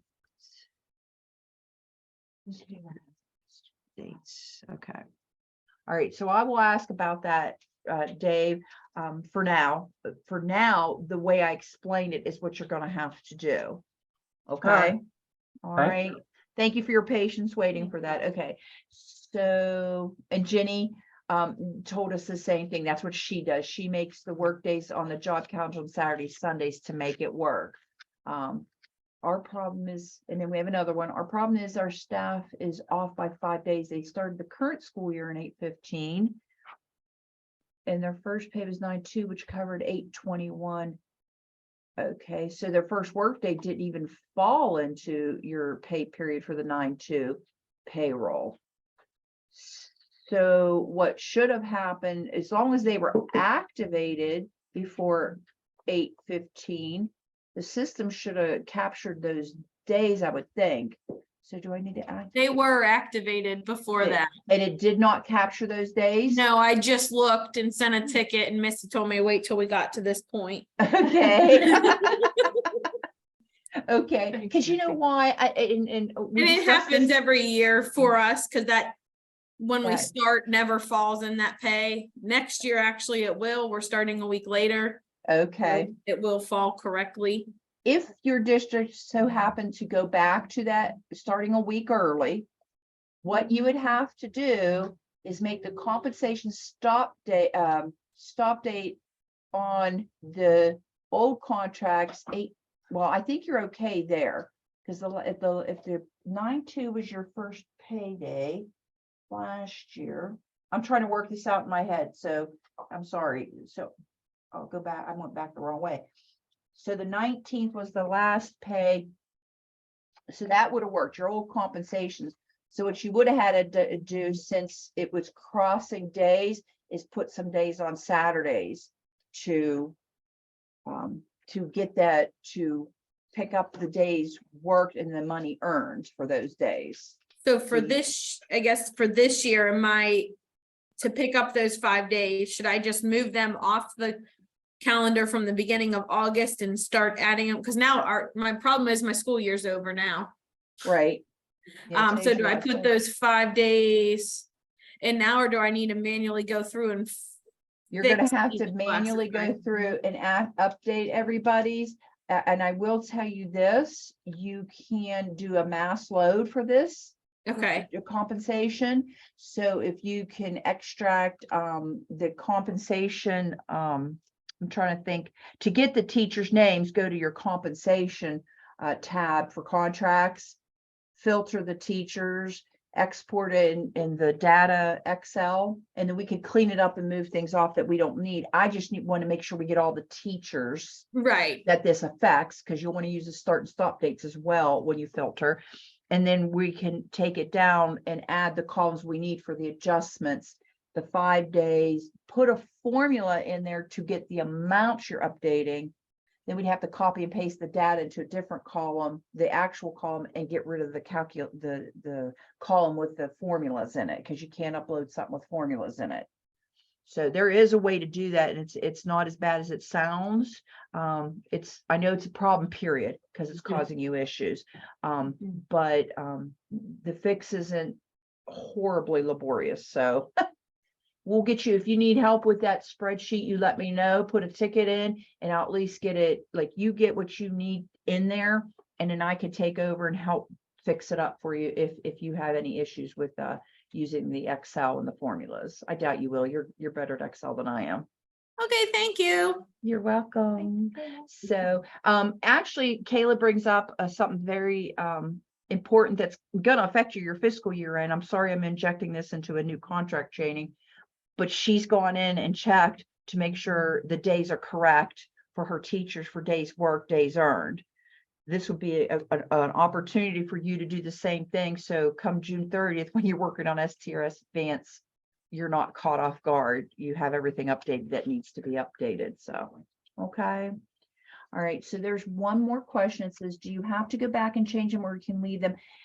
Jenny, I guess you don't have to go back and move those work days off the Saturdays and Sundays and put them where they are. But for historical purposes, if you ever wanted to look back to see, well, when did teachers start fiscal year 2021? You know what I mean? I don't know. And if it's someone, you're on vacation, you hit the lottery and somebody's coming behind you, you might want to consider doing that. If you don't have to. You don't have to. But I'm just anal about that. I think I'd want to put them where they needed to be. Again, dealer's choice. So before I switch back over to Do you want to to talk Bree? about the next 3 slides with the contract start and stop date examples? I don't think we need to. Does anybody, the next 3 slides just goes over some examples of start and stop dates. I'd be more than happy to go over them, or if you have more questions with anything I've said, I'd be more than happy to help go back over them with you. So if you want to put in chat or unmute yourself and talk, that would be great. Otherwise, I'll just go ahead and let Bree skip over these 3. You can refer back to them when working with dates on job calendars and contracts and such. Thank you very much. You're welcome. So I'm going to mute myself so Bree can, wait, I hear somebody. Me. Oh, it's you. Dang it. I thought we had a live one. Okay, I'm going to unmute myself. Thank you, guys. Thanks, Melissa. I really appreciate that. As I said, this is not my strong suit right now with new contracts. So hopefully with more experience and the more tickets I get from you guys, that she's handling, I can read through all of those and learn from your questions too. So I appreciate the assistance there. We all kind of work together here as a team. So we want to make sure that you're getting the best, most correct and concise answers. All right, so we touched on the contract start and stop dates. I'm just going to jump back, let's see, to where we were here with these other points real quick. I'm going to skim through this stuff, not because it's not important, but I want to triage that information because it's here in writing. I want to give enough time to Lori to review the salary notices because it's a new great feature and a lot of good information. And I know everybody's chomping at the bit to learn about how to make these new salary notices too. So let's just quickly talk about a mass change label, to mass change the label or description field, just real quick on how to do that. Let's go back to my demo model. And remember, I left that one fiscal year 25 when it shouldn't have been. I've got a couple 23s in here that should be 24s, random stuff. I want to change all of these labels so that these contracts, when I activate them, I'll have the proper label on them for fiscal year 24 going forward. So make sure that everything on my grid is what I want changed because there's no going back once I do a mass change. Everything on here is a new contract that I want to update and adjust those labels for. So I'm going to go ahead and hit mass change. And I'm in maintenance mode right now. I'm going to go to my property that I want to change. And in that case, it's my new compensation label. So let's go down to label right there. My new value that I want it to appear as needs to be in quotation marks. It's my quotation, and I want to make it fiscal year 24, quotation mark. And that looks good to me. So I'm going to go ahead and hit execute. I'm going to update 20 new contracts here. It's telling me to make sure that number looks right. Go ahead and hit my mass change button. There's my magic blue bar at the top working for me. Pausing. Looks good. So I can close my little mass change window that populated. Look, all of my labels now say fiscal year 24. So when I go to activate those, all these compensations are going to have that proper label on them. So if I do a mid-contract change or if I make any adjustments and I hit the drop down box, I know which one I'm selecting because they all have the proper label on them, identifying what they belong to. So I just wanted to talk quickly about that. If you have any questions on mass changes from our OME-RESA support page. Oh, I can hover over it, go down to this PD by district position for professional development by district position, scroll all the way down to treasurer, select that. There's a whole bunch of 1 and 2 minute videos on here that Adam Lewis, shout out to boss there, made for us when he worked here. Super helpful. Only takes a couple minutes to review those. So if you want to see a mass change process to clear EMIS fields, whatever it is, there's a quick video on how to do that to help you feel more comfortable. And if you want to try a mass change before you do it in the live environment, let us know. We'll spin up a test environment and send that out to you so you can play around with a mass change first before you actually do it. Okay, back to here. So this just shows you the steps that I did on processing that mass change. There's my little flags 1, 2, 3, 4, and 5 and 6 on what I did. Also, you're going to see in your new contract, if you open up that mass change, there's 2 definitions that are already loaded in there for you. I went into each district and loaded these. So if you want to process a mass change to add the reportable to EMIS flag to all of your compensations, or to remove the reportable to EMIS flag on all of your compensations at once, all you have to do is hit that load definition and apply the mass change without having to type everything else in. So SSDT put those out there and I stole them and downloaded them and uploaded them to each of your districts to try and help out. Job calendars, one thing I want to mention, make sure that you have a default job calendar. If your district does not, and I don't believe there's any of us out there or any of you out there right now that don't, but please work with us on making sure that your default job calendar is out there and available for you. Very, very important.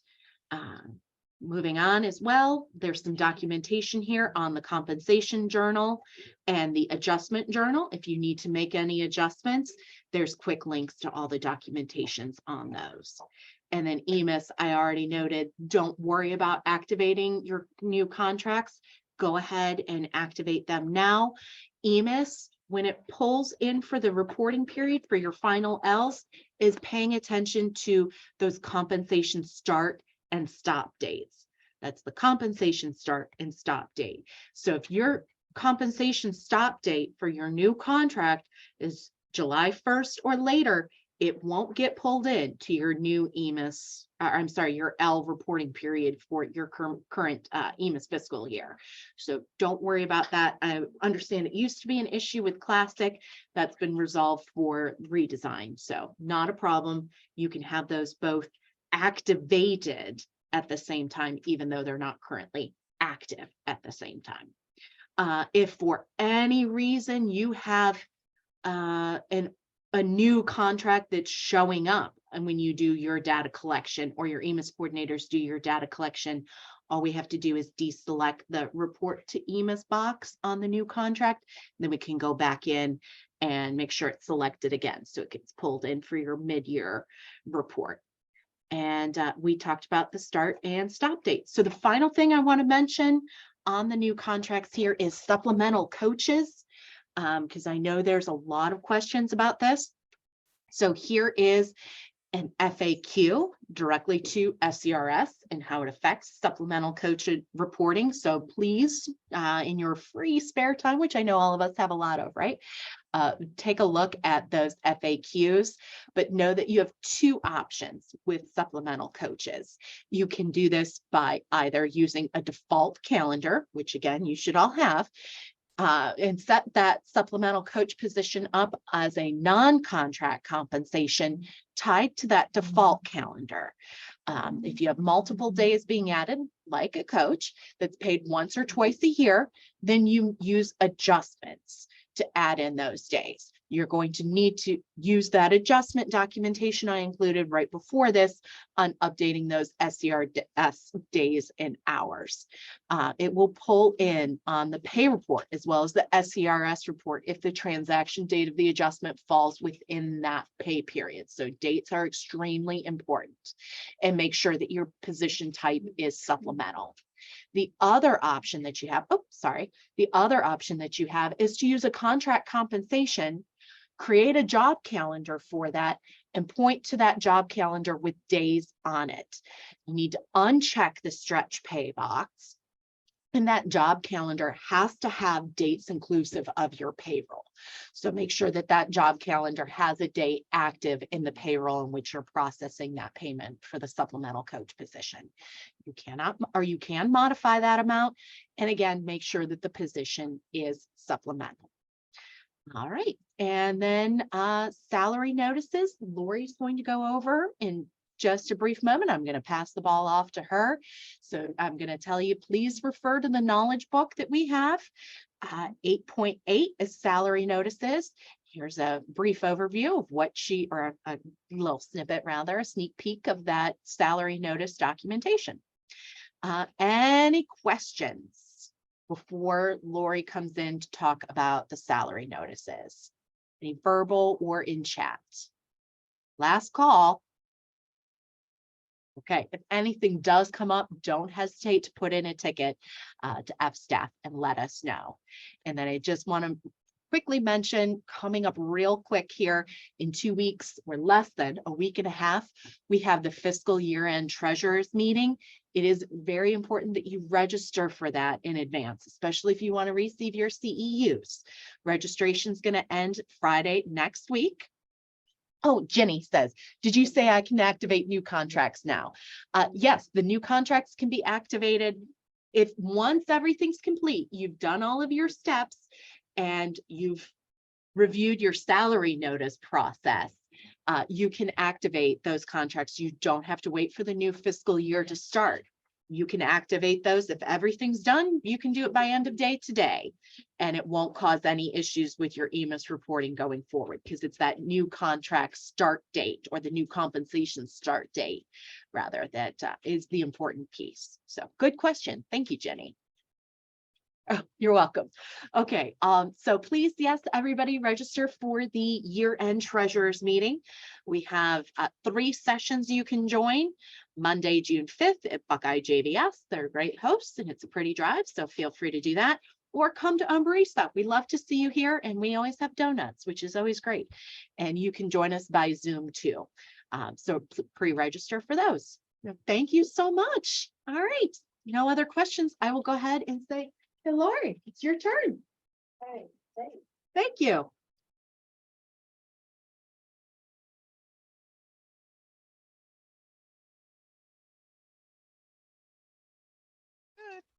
Hi, everyone. I am going to share my screen here.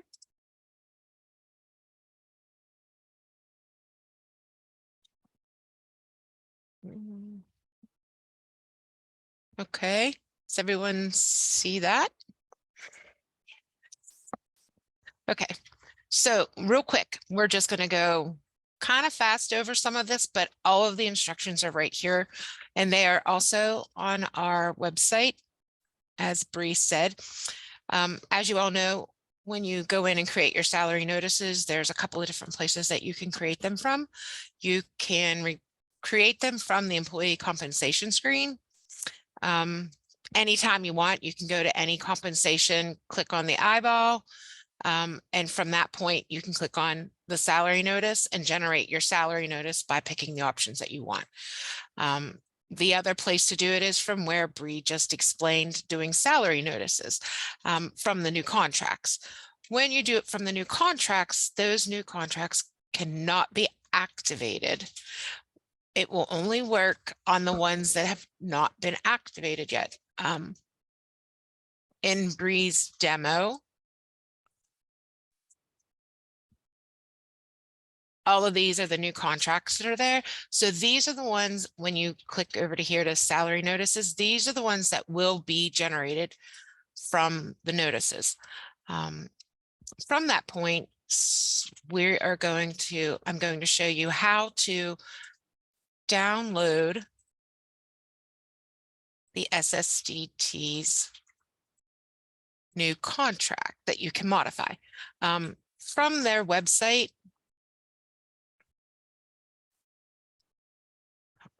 not gonna kid you, I have this all bookmarked.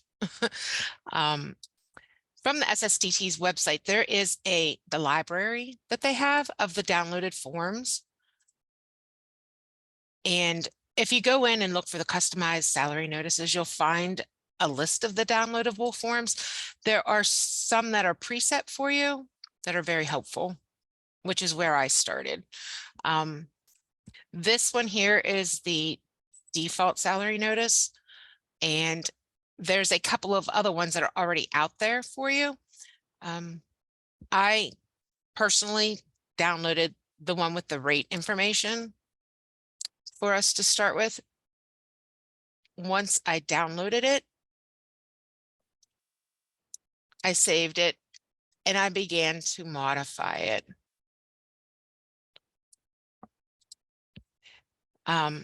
When you modify a Word document like this, for this notice, to insert a, say a header, if you wanted to have that inserted, you're just going to place yourself in this area on the notice after the field and between the next line. And then you're going to do an insert. And all I'm going to do is insert a picture here. I've created an OME-RESA logo, and we're going to use that one. And when you enter a logo, sometimes it won't space right. So you have to insert those spaces. Like this will come up on the notice left aligned, and I don't want it there. So you go in and create these little I want to point at my screen. I'm so sorry. I just want to like point so you can see it, but there's these little marks right here. These are your space marks that every time you hit the space bar, it's adding a space. So it's moving your header across the page. So the other thing that there was a question asked yesterday as to whether or not that they could insert a signature. And you can indeed insert a signature. When you want this, you place yourself wherever you want, and you want to insert another picture. So you insert that picture. And I've created a reel. I created my own signature. However, it's obviously a little too big. So you just shorten it.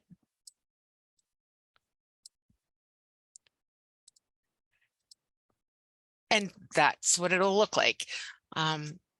Now, from here, there's a lot of spaces that the system created. The formatting, if you do not have this list at the bottom of your notice, it will print on multiple pages. So if you have 20 different notices you're sending out, then you're going to have maybe 40 sheets of paper, and they're all going to look pretty funny because there's going to have headers on one page, body on another. And that's not going to look good.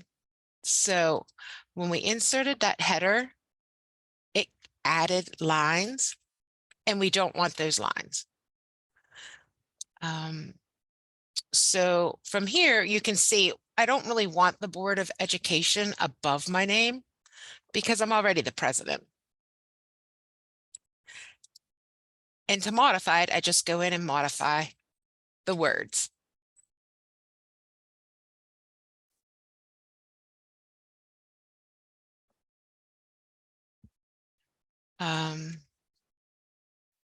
Let's see. So looks good. Looks kind of like I want. So I'm going to save this. So when I save it, I'm going to save it to my PC.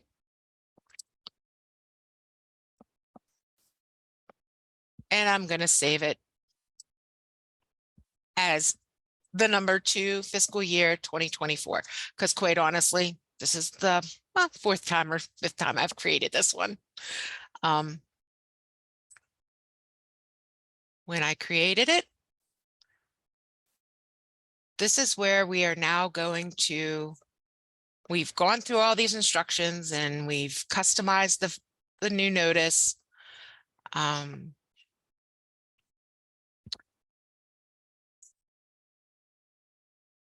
So,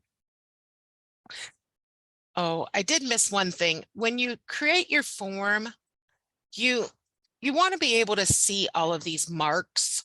These marks don't necessarily, they don't print on your form, but they help guide you as to where the placement of things are. And to get these marks to show, you're going to, right here is like the quickest way to get those marks is from here. And just say I wanted to insert a field, an actual field, or I didn't like this field. If I don't like this field, I'm going to highlight it and I'm going to right click on it and I'm going to edit the field. So this is considered a merged field. And from the list that's provided at the bottom, if I want a different field to be in here, I'm going to copy and paste it from the SSDT's list of editable fields. And once you do that, you can add any field you want. You can change any field you want. But to do that, you have to do it in this area. You have to merge those fields. On this notification, I also added a little note that says this is being provided as of this date. If and when any contracts are ratified, a new salary notice will be created and issued. Once this is completed, I am going to go in and I'm going to upload my new contract notice. Hold on just a second.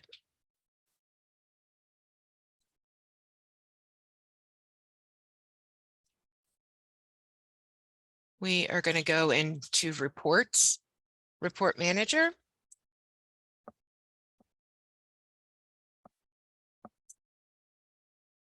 And we are going to create a new form. When we create the new form, we're going to give it a name.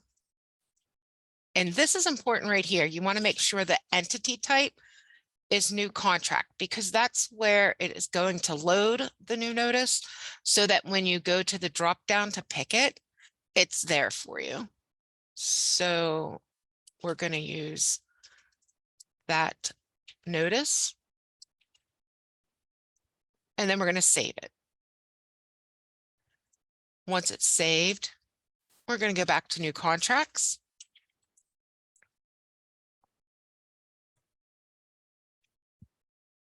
And salary notices. My notice has OME-RESA's name and address in it. So I don't need to include the district information on my salary notice because it's already in the logo. If it wasn't in the logo and I wanted to include it, all I have to do is click on this mark and add the information. But again, I do not want it. So I'm going to choose this notice, my form, and I'm going to generate my salary notice.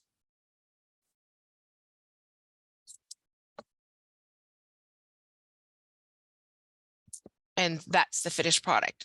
Now, again, like I said, by adding the headers and such, if you don't remove those formatting marks, it pushes your information to the next page, and you'll have half of the body of the letter on one page and the header on the other.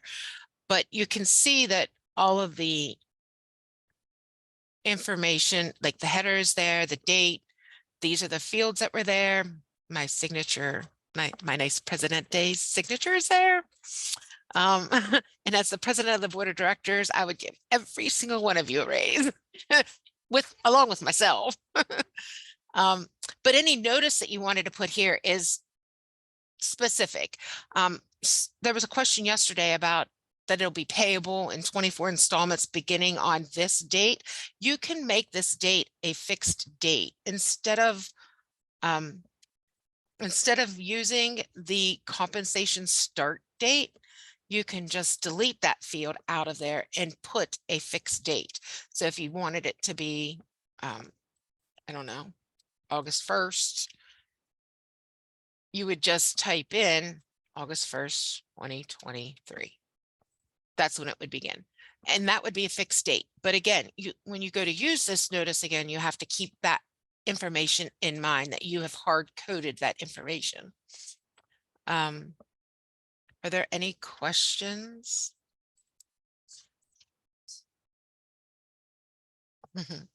I don't see an option to print hourly rates instead of salary per year. It's printing, it is pulling the number of pays and installments, and in the hold on just a second. That is, if your notice is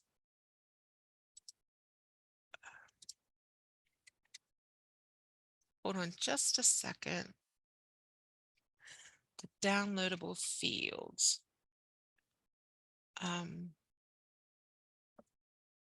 These are the fields that are provided. So it has the hours in a day, the number of pays.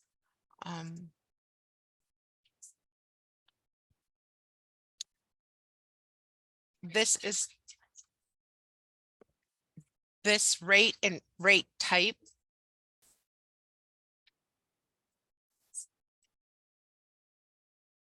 It'll show the rate type and the hourly rate. Does that help? Wait. Classes that need hourly rate to refer to the, okay, Kelly, if your hourly staff is not, how do I want to say, if you don't have them as hourly in their compensation, then it's not going to give you an hourly rate. It's only going to pull what is in there. So if you've got them in there as with a daily rate, it's not going to give you an hourly rate in this notice.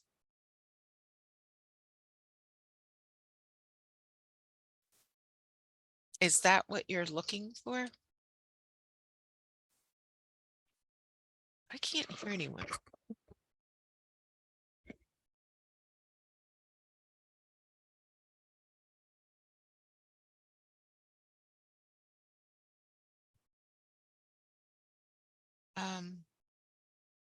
Does anyone else have any other questions?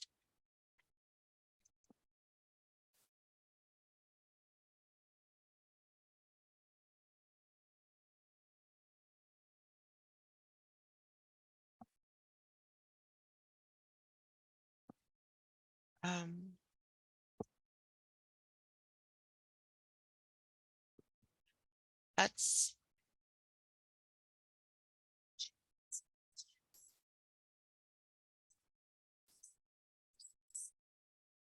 yes, you can have as many types of salary notices that you want. You can, if you want to just print your, why do I have, like if you wanted to create a form for just your certified employees, you change your appointment type to certified and then pick a different, just pick a different form that you want it to print to. Teachers, obviously, their contracts start and are ratified at a different time than your non-teachers. So of course you're going to want to have a salary notice that's a little bit different than theirs, but you just need to import it and save it in a different spot. And that's how you can grab those types of individuals.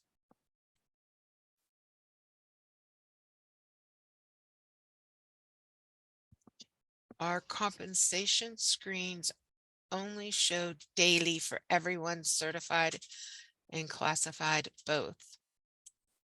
Yeah, that's kind of a little bit of a problem when it comes to these types of notices, because these are pulling from the compensation fields.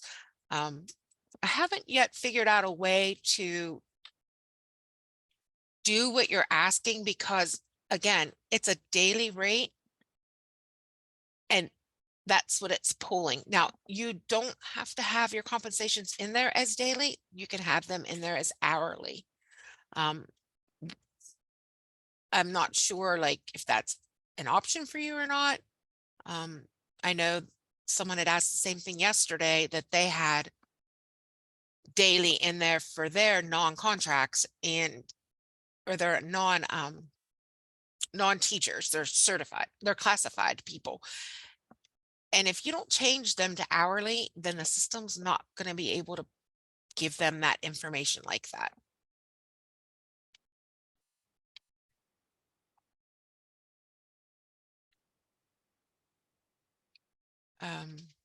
Again, I'm trying to figure out a way to get that information to pull into those notices, and I'll let everyone know as soon as I have a way to do that. You're welcome.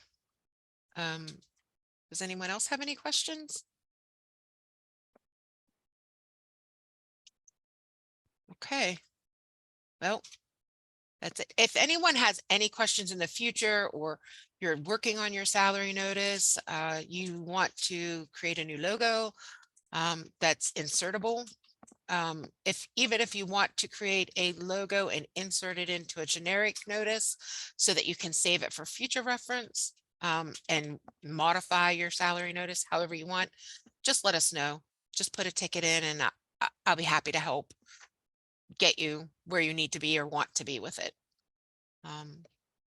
Thank you all for your time. Sorry we went over a little bit. But again, any questions, just let us know. Thank you.